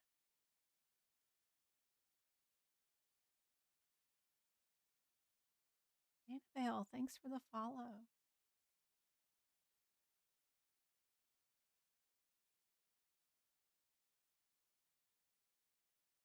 My new CPC course starts on Thursday. So excited. We're doing an accelerated program this time, 2 chapters per week for 12 weeks. Phew, it's going to go by so fast.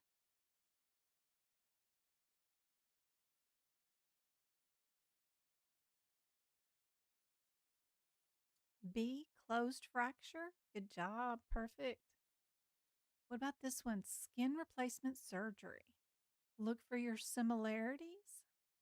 Look for anything that would be out of place. What do you guys think? Are we harvesting? Are we placing?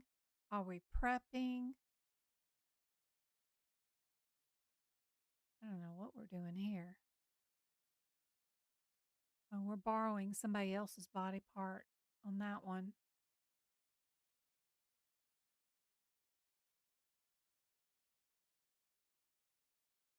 B. Good job. Perfect. Ooh, E and M. I see a nurse visit in here. I see a new patient in here, and then I see another new patient. So we got 2 new patients, 1 established patient, and 1 nurse visit. I would first look for those differences in my exam question without reading the exam question. If I'm a new patient, then I know my answer has to be B or D. If I'm established, I know my patient has to be A or C. So look for that difference first. Then you should be able to eliminate those 2 right away. And then am I a level 1 or am I a level 3? Makes it quite easy. And I got rid of B and D because their 4th digit is a 0, and I know that that indicates new patient. And the first sentence up here says that they're established. So I know I have to have a 1 in that 4th digit column.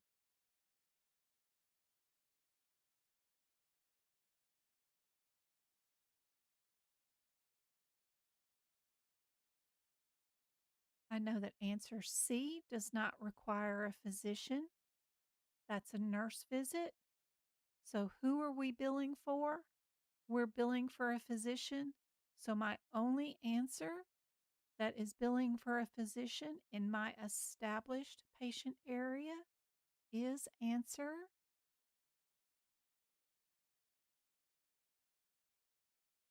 A. Correct.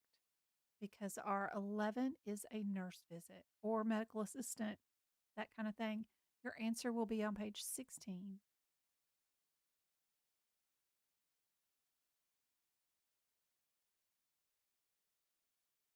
Okay, again with this one, if you look at your page here, we've got our 99360s, which are under the header of standby services. That's answer B and C. And then 67 would be under case management. That's answer A. And then my 416 is under counseling. So the first thing I'm going to look for in my exam question, am I counseling, case managing, or standbying? Super helpful to learn how to use this page. This will keep you from thumbing through this book and racing around like crazy and not finding codes within time. This thing is handy dandy. Even in integumentary, musculoskeletal, cardiovascular, you can use it for all types of codes. Check your question. What type of service did we provide? Counseling, management, case management, or standby services.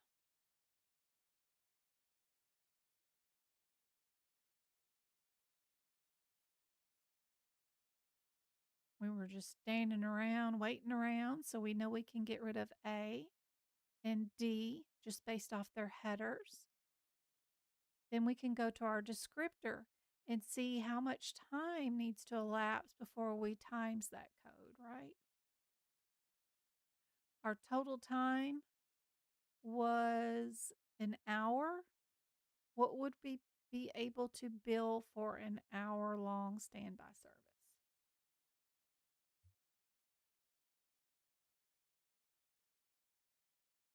What do you guys think?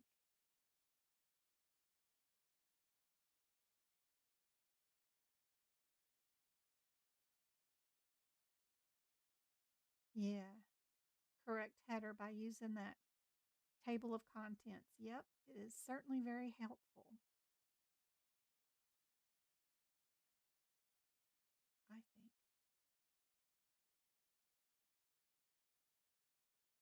Everybody likes B? Correct? Good job. What about this one? For a low MDM, Would we be doing 2 stable chronic illnesses, 1 acute injury, 2 self-limited minor problems, or 1 acute injury?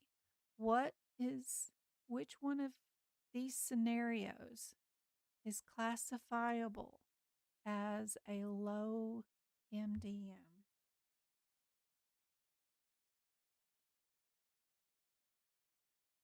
What do you guys think?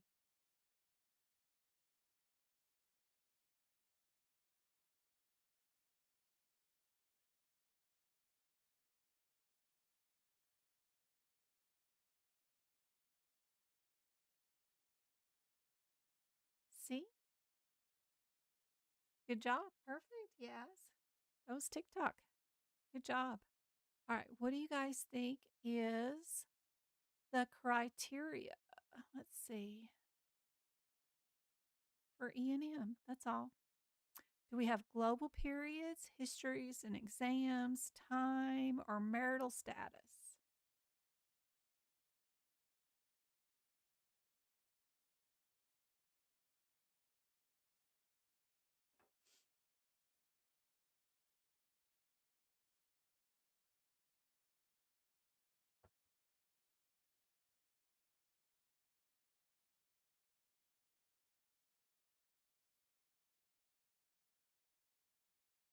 Global periods are for procedures, right? They don't really have a lot to do with E&M, I don't guess. I don't think. Maybe a post-operative procedure, but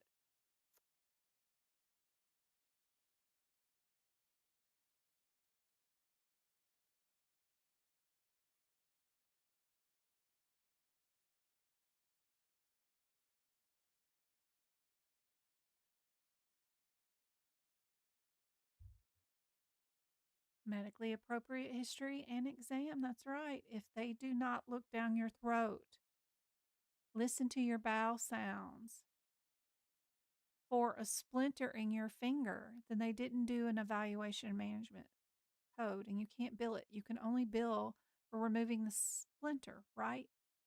So that's why they take your blood pressure and all those vital signs for stuff that's totally unrelated to why you came in today.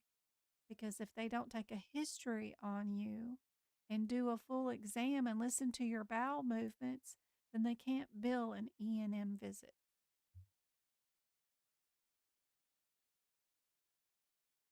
Pain. What about pain?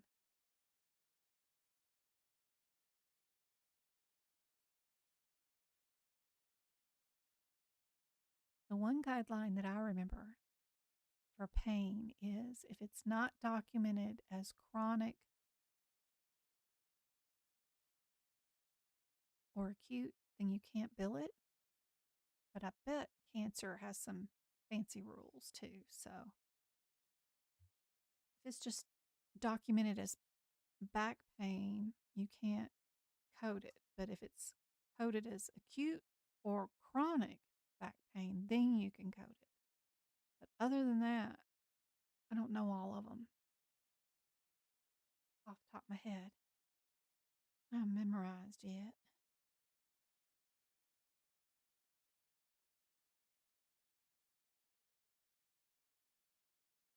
We get to code pain and then the neoplasm. Wouldn't pain be a symptom of cancer? I don't know. This is all, we'd have to look in our ICD-10 book to know them all. If they're presenting today and you're treating them for the pain, then I know it's C.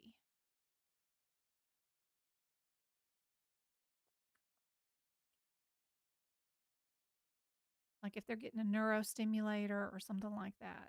Yeah. Yeah, no, it depends on the reason for the encounter. I don't like the way this question is written. Yeah. Patient presents with pain related to their cancer, but what's being treated is what we need to know. You can't really diagnose an encounter unless you know what they're being treated for. Do we treat their cancer today? Do we treat their pain today? And I know they're related. Maybe that's the key term here is related. You can't have the cancer without the pain and the pain without the cancer. It's all related. I don't know.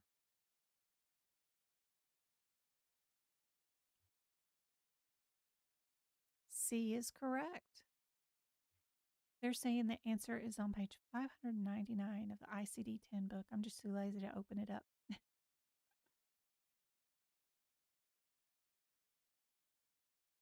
If the patient presents with pain-related cancer, code G89, and then the neoplasm.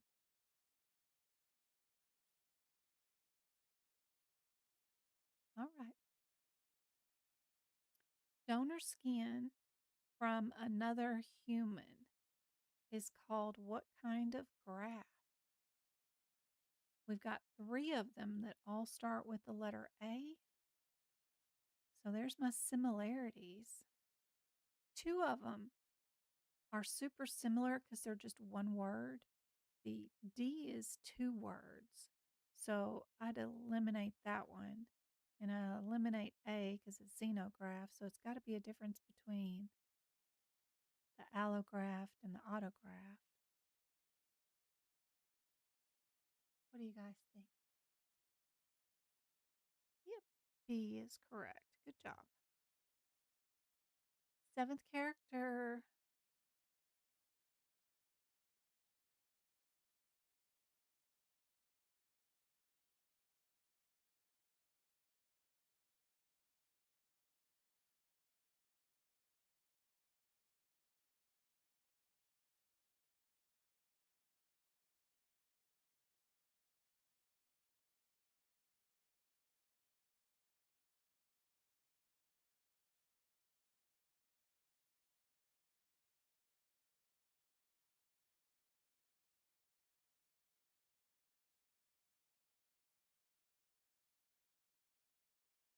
What do you guys think?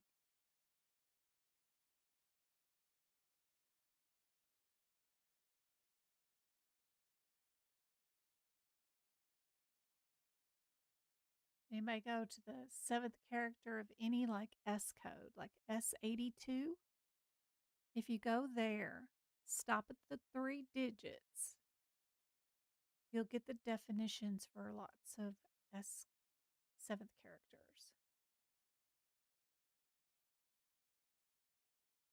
Are these the types of questions on the exam? Yes, absolutely.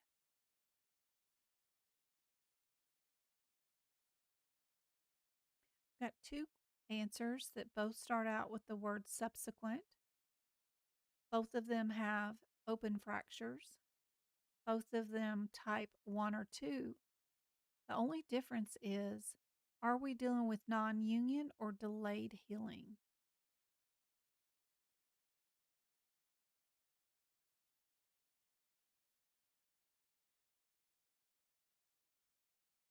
What do you guys think? Carla says the non-union is K. So I say delayed healing. Yay. Thanks, Go Car. Thank you for the support.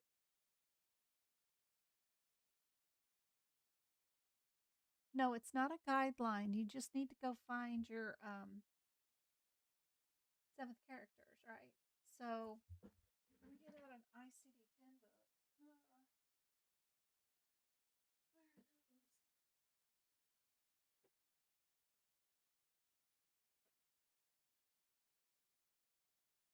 those?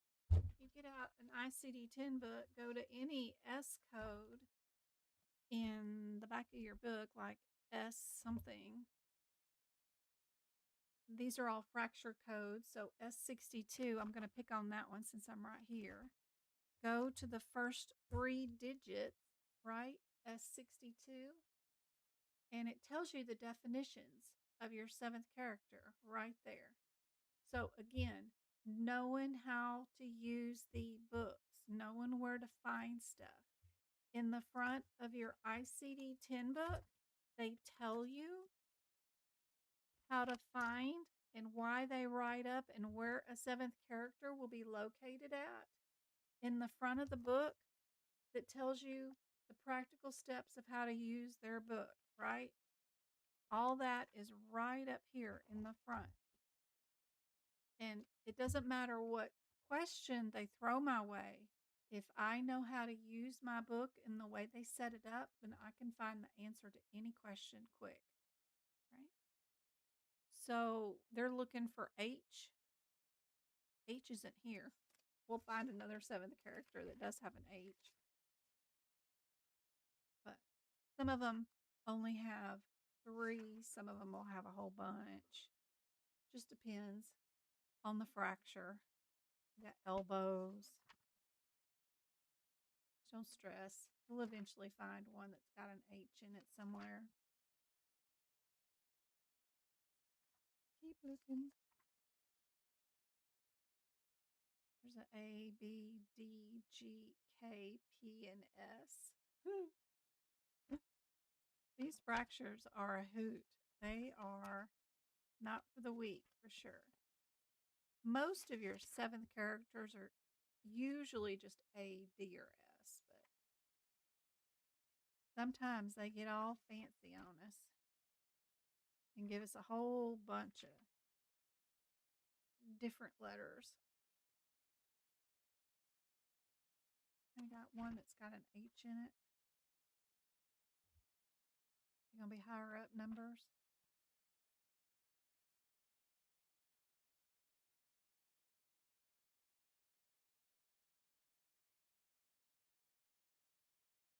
Ooh, there's one. So S82, that is one of my favorite ones to use. S82. You can see how that one has a whole bunch of seventh characters. There's our H, and it says delayed healing. Yep.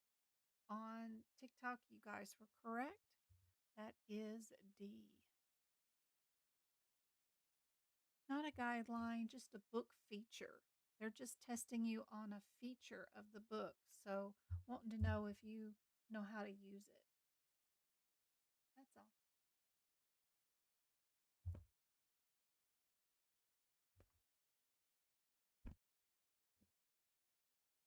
Hey, Kat, how are you going?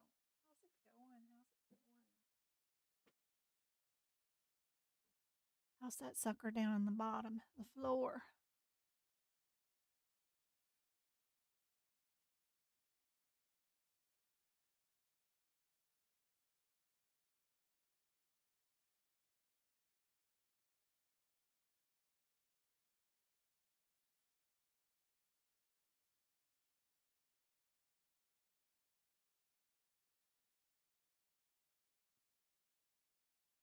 Page 1100 in the 2026. Awesome. Good job, guys.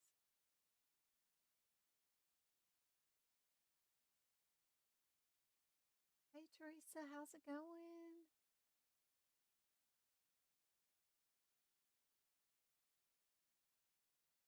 All right, what do you guys think about this HipPix KO462? How many UOS is it? What in the world are they talking about? Anybody got a clue?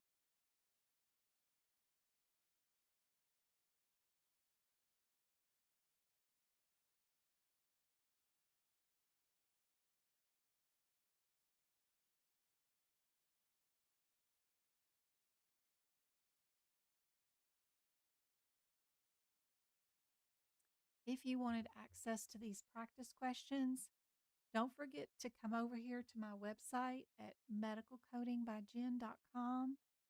Click on this link right here that says Join Pocket Prep 750. Just click on that bubble right there. It'll take you to Pocket Prep. Click on the word medical and then click on AAPC CPC. And this is where you can download the app or you can do it on desktop, but they have access to 750 AAPC practice exam questions for the CPC for $40. I bought a year so that I only had to pay $6.99. They had a coupon for Black Friday, and I got it for a whole year for $6 a month. Anyway, they have a pass guarantee. Love it. If you do the 3 months right there, and you get 750 questions, they're all multiple choice. You can build your exam. Like if you only want to do a E&M questions, or if you only want to do cardiovascular. I built today's exam just on guidelines, E&M, and integumentary. So I used 3 different options so that, I built today's exam like this. Like they have 75 cases, they have lab and path, medicine, just all different areas of the exam. And they are in the same style and like AAPC, they're really, really good. Good questions. And if you use that link on my website, they will send me part of your purchase money to me. So, and then I just buy you guys stuff like the YouTube memberships and stuff like that with it. So, pretty cool. You know, don't forget about Project Resume right there. That's another link. If you click it, you can go to Jacob and Anna's website right here. They are um, owners of the company, and they are CPCs, people. They are instructors. They've been working and are AAPC instructors for a long time. I've been seeing them forever. But they have a resume service. They will redo your LinkedIn page, write you a cover letter, and redo your resume so that it'll look good to employers from a medical coding point of view for like $90. That's the ultimate package. You can get smaller packages, but if you use the code GEN10 when you do the order, they'll send me 10% of what you purchase, but you'll save 10% off your total bill too. So 20% of the money doesn't go to them. So that's pretty cool. Um, anyway, they've got different options, and it's really cool to have an AAPC CPC person help you get a job, right? Write your resume, redo your LinkedIn, and they give you a book that goes along with it on how to get a job in the field. So you won't be alone. Really cool people. So use their system right there. If you want to know what I purchase, what books do I use, what do I have here on my desk, there's an Amazon list right there where it's got everything bundled into, one. How did I make my lazy Susan? What coloring books do I use? What freaking laptop do I have? It's right there. Everything is right here in my little list. Super handy dandy. Look at my free resources area. It has free book prep videos, free book prep photographs. It also has a free lesson blog, which also has job resources in it, and a free practice question area that you guys can go to. And you just click on what you think the answer is, and then the rationale will immediately show up. There's tons of stuff here that you guys can play around with, quizzes, flashcards for E&M. You can even download this PDF and PowerPoint presentation for the cardiovascular system, and it'll fill in the blanks and tell you the answers too. So it's really cool. But anyway, there's a lot of stuff here that you guys can play around with, and just click on what you think the answer is, and it'll tell you. Um, but it is cool, free for you guys to hang out and make comments and download some of these PDFs and stuff that are free. But I hope it's helpful for you guys. All right. Back to this question. What did you guys think was the answer? Thank you for the heart me's, boot scoots. Oh my gosh. I love seeing those heart me's. That's great. Yeah, you can self study. I self studied for all of mine. I'm a CPC, CPMA, and a CPC instructor, all without courses. You get 2 attempts at the exam, so take it right away. Use it as a learning experience so that you know what to study for your next attempt. That's what I did. A. A is correct. Good job. I was too lazy to look up the answer. Integumentary. All right. Which answer is matching, right?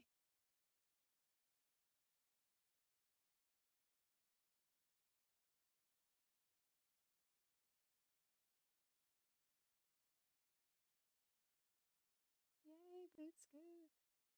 So happy to help you out. Absolutely. Medical Coding by Jen. It's just my name. Medicalcodingbyjen.com. And when you go to the free resources tab, don't forget about the FAQ area. That's really cool because the third sentence down is like, where is the list of the best free resources drop down menu? I've got free grants from like Coding Clarified. Like if you're getting unemployment and you want a free AAPC course, they're listed in every state and they're adding more every day. And you might be able to get qualify for free course. Pocket Prep has a free grant. AAPC has 2 grants available. One for disaster, like if you have a car wreck and your books were inside your car and they're ruined, right? Or you need more exam attempts or whatever. Have a hardship scholarship. There's free CMS courses. Like you can go right here to this link and go straight to CMS and take a course, and you'll be certified from the federal government. You'll get a certification, and you can go take their free course on ICD 10 coding, right? You just do the whole course right here, all for free. Click on it, click continue to go anywhere, and it'll go into the course. Pretty cool. Awesome.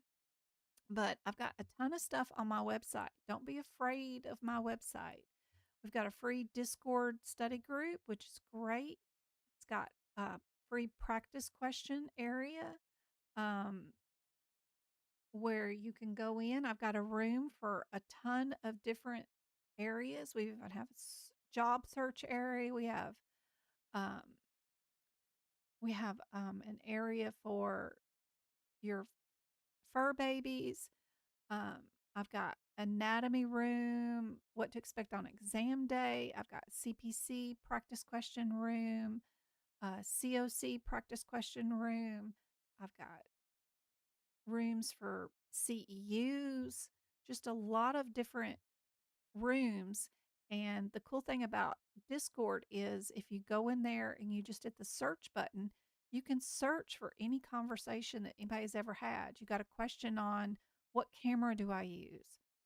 Just type in the word camera and it'll bring up every conversation from the last 6 years I've had with people in one area about anything you want to ask. It's all stored here. Pictures, images, links, it's all stored here in our Discord study group, and it's completely free for you guys.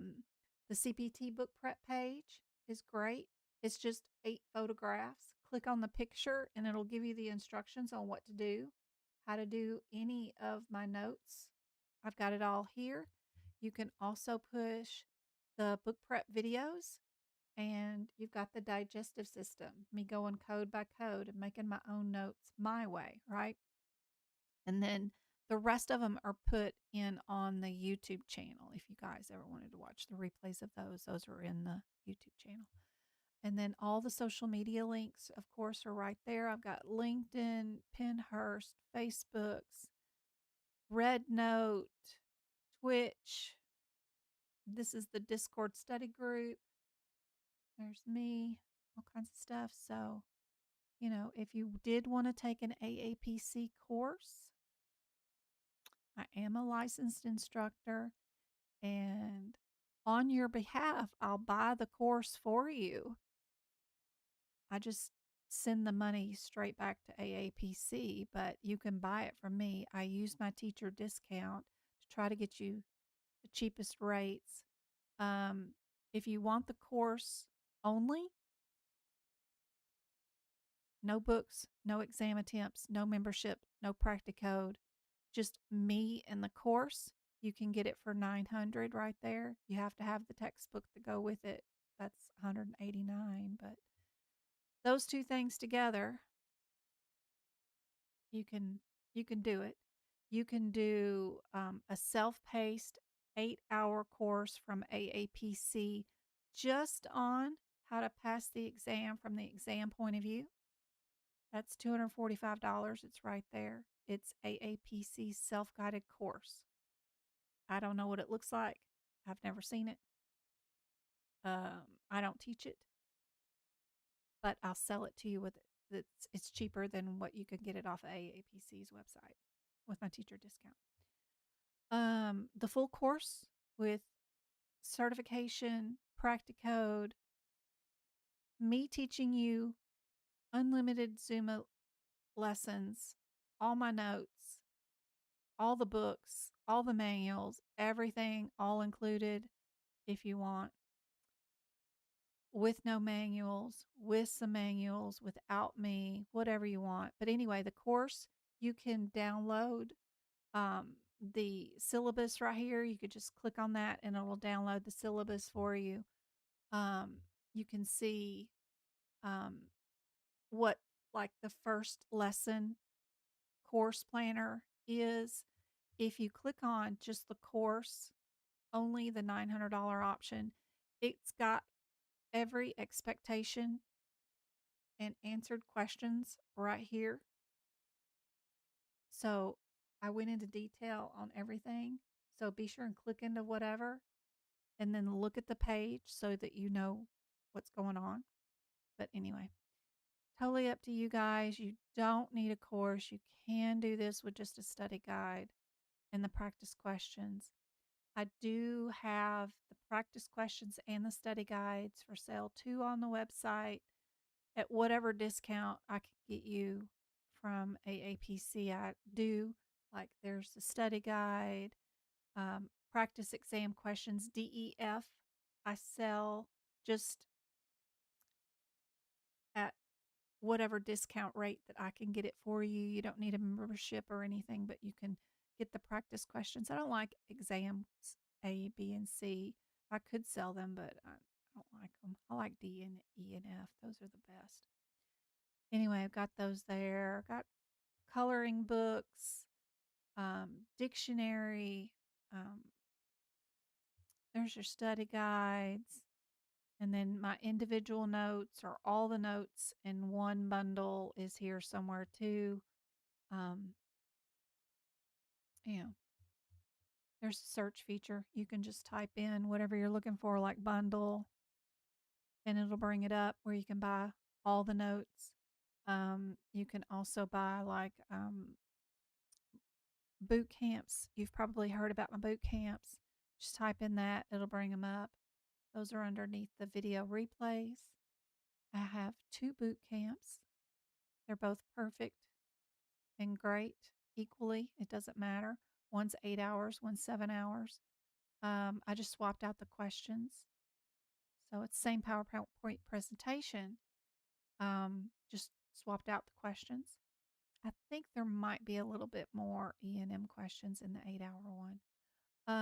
That there's an E&M workshop that's nothing but 5 hours of all E&M, like from what is a new patient to how do I do an E&M table all on my own without MDM. And then there's a CRC workshop and a CPMA, how to do the cases inside that certification exam that are super difficult. That workshop. Those are all great. Wonderful videos, up to date with whatever. So if you need them. 2. Pocket prep. What did you guys think was the answer for this one? I got the workbook for 2025. Do I recommend the 2026? No, they just switch out the covers mostly for the updated years. Like I said, there's not a lot of change between one year and another year. So they just swap out the covers. If you've got anything workbook related from 2024, 2025, 2026, it's the same book. There's no difference. Except for the cover. Yes, that case one is a great workshop. I had a CPC instructor reach out to me. She had taken the CPMA exam 6 times and still hadn't passed. And she asked me to do her a workshop for just the cases, how to handle those. And I did. And she watched that, participated in it, and passed her next attempt. So it's a great video. It shows you a strategy for those 30 cases at the end that take up about 70% of the questions at the end. They're multi-level, like you'll get a patient record and how they build it. And then you got to find out if they build it correctly. From, is there a physician's stamp that's correct? Who saw the patient? Was that the right billing physician? Did they add the right modifiers? Did they build the right procedure code or CPT code? Was the place of service code even correct? So how do you handle that in 120 seconds per question when one chart might have 6 questions and time's ticking? So I got a great strategy for that. Yeah, the boot camps are great. If you are need a mini course through each section of the certification exam, like how do I handle integumentary questions? What key codes do I need to worry about in integumentary? What's unique about some of their descriptors that often trip up folks? If you need that information, then the boot camp is for you. If you already know that information and you just need more practice, then the workshops are good for you because those are just, 75 questions in 3 hours. Let's work on speed and get through these questions. But if you need to know per section what to worry about and how to handle it, then those boot camps are good.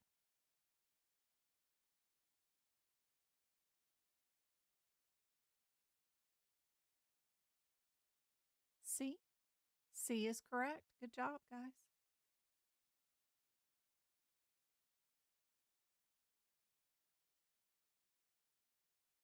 Our second code is the same. It's only our first code that is different. We've got 4 digits on every single one. It's just a difference between the O, the 9, a 2, or a 3.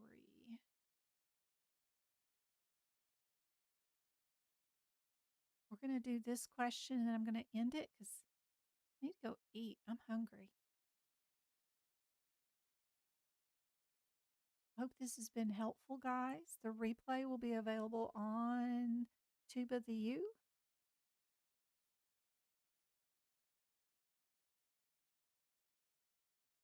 Travis has a basketball game tonight I'm missing out on.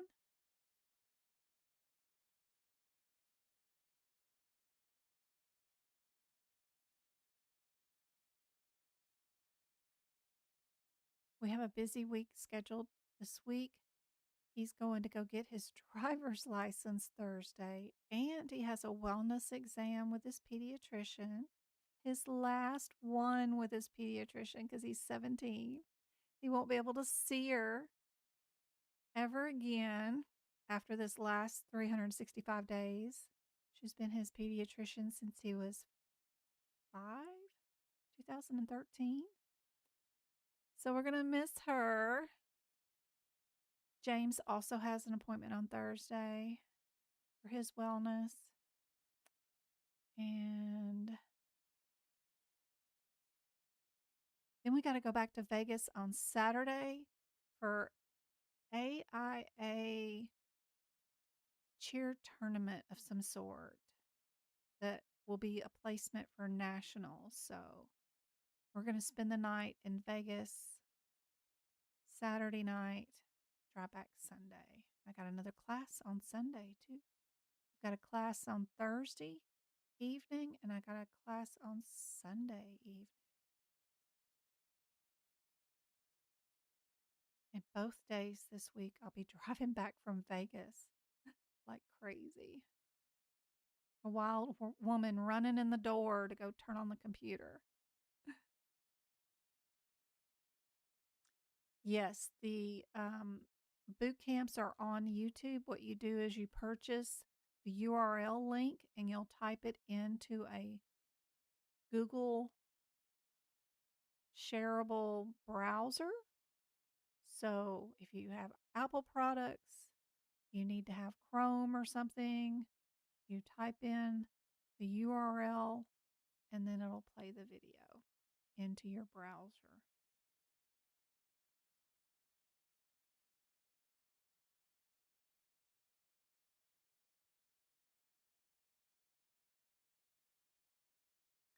I don't have any group classes planned yet, just because whew, I'm starting to teach a new class on Thursday and I have to go to Vegas twice this week for doctor's appointments and the cheer tournament.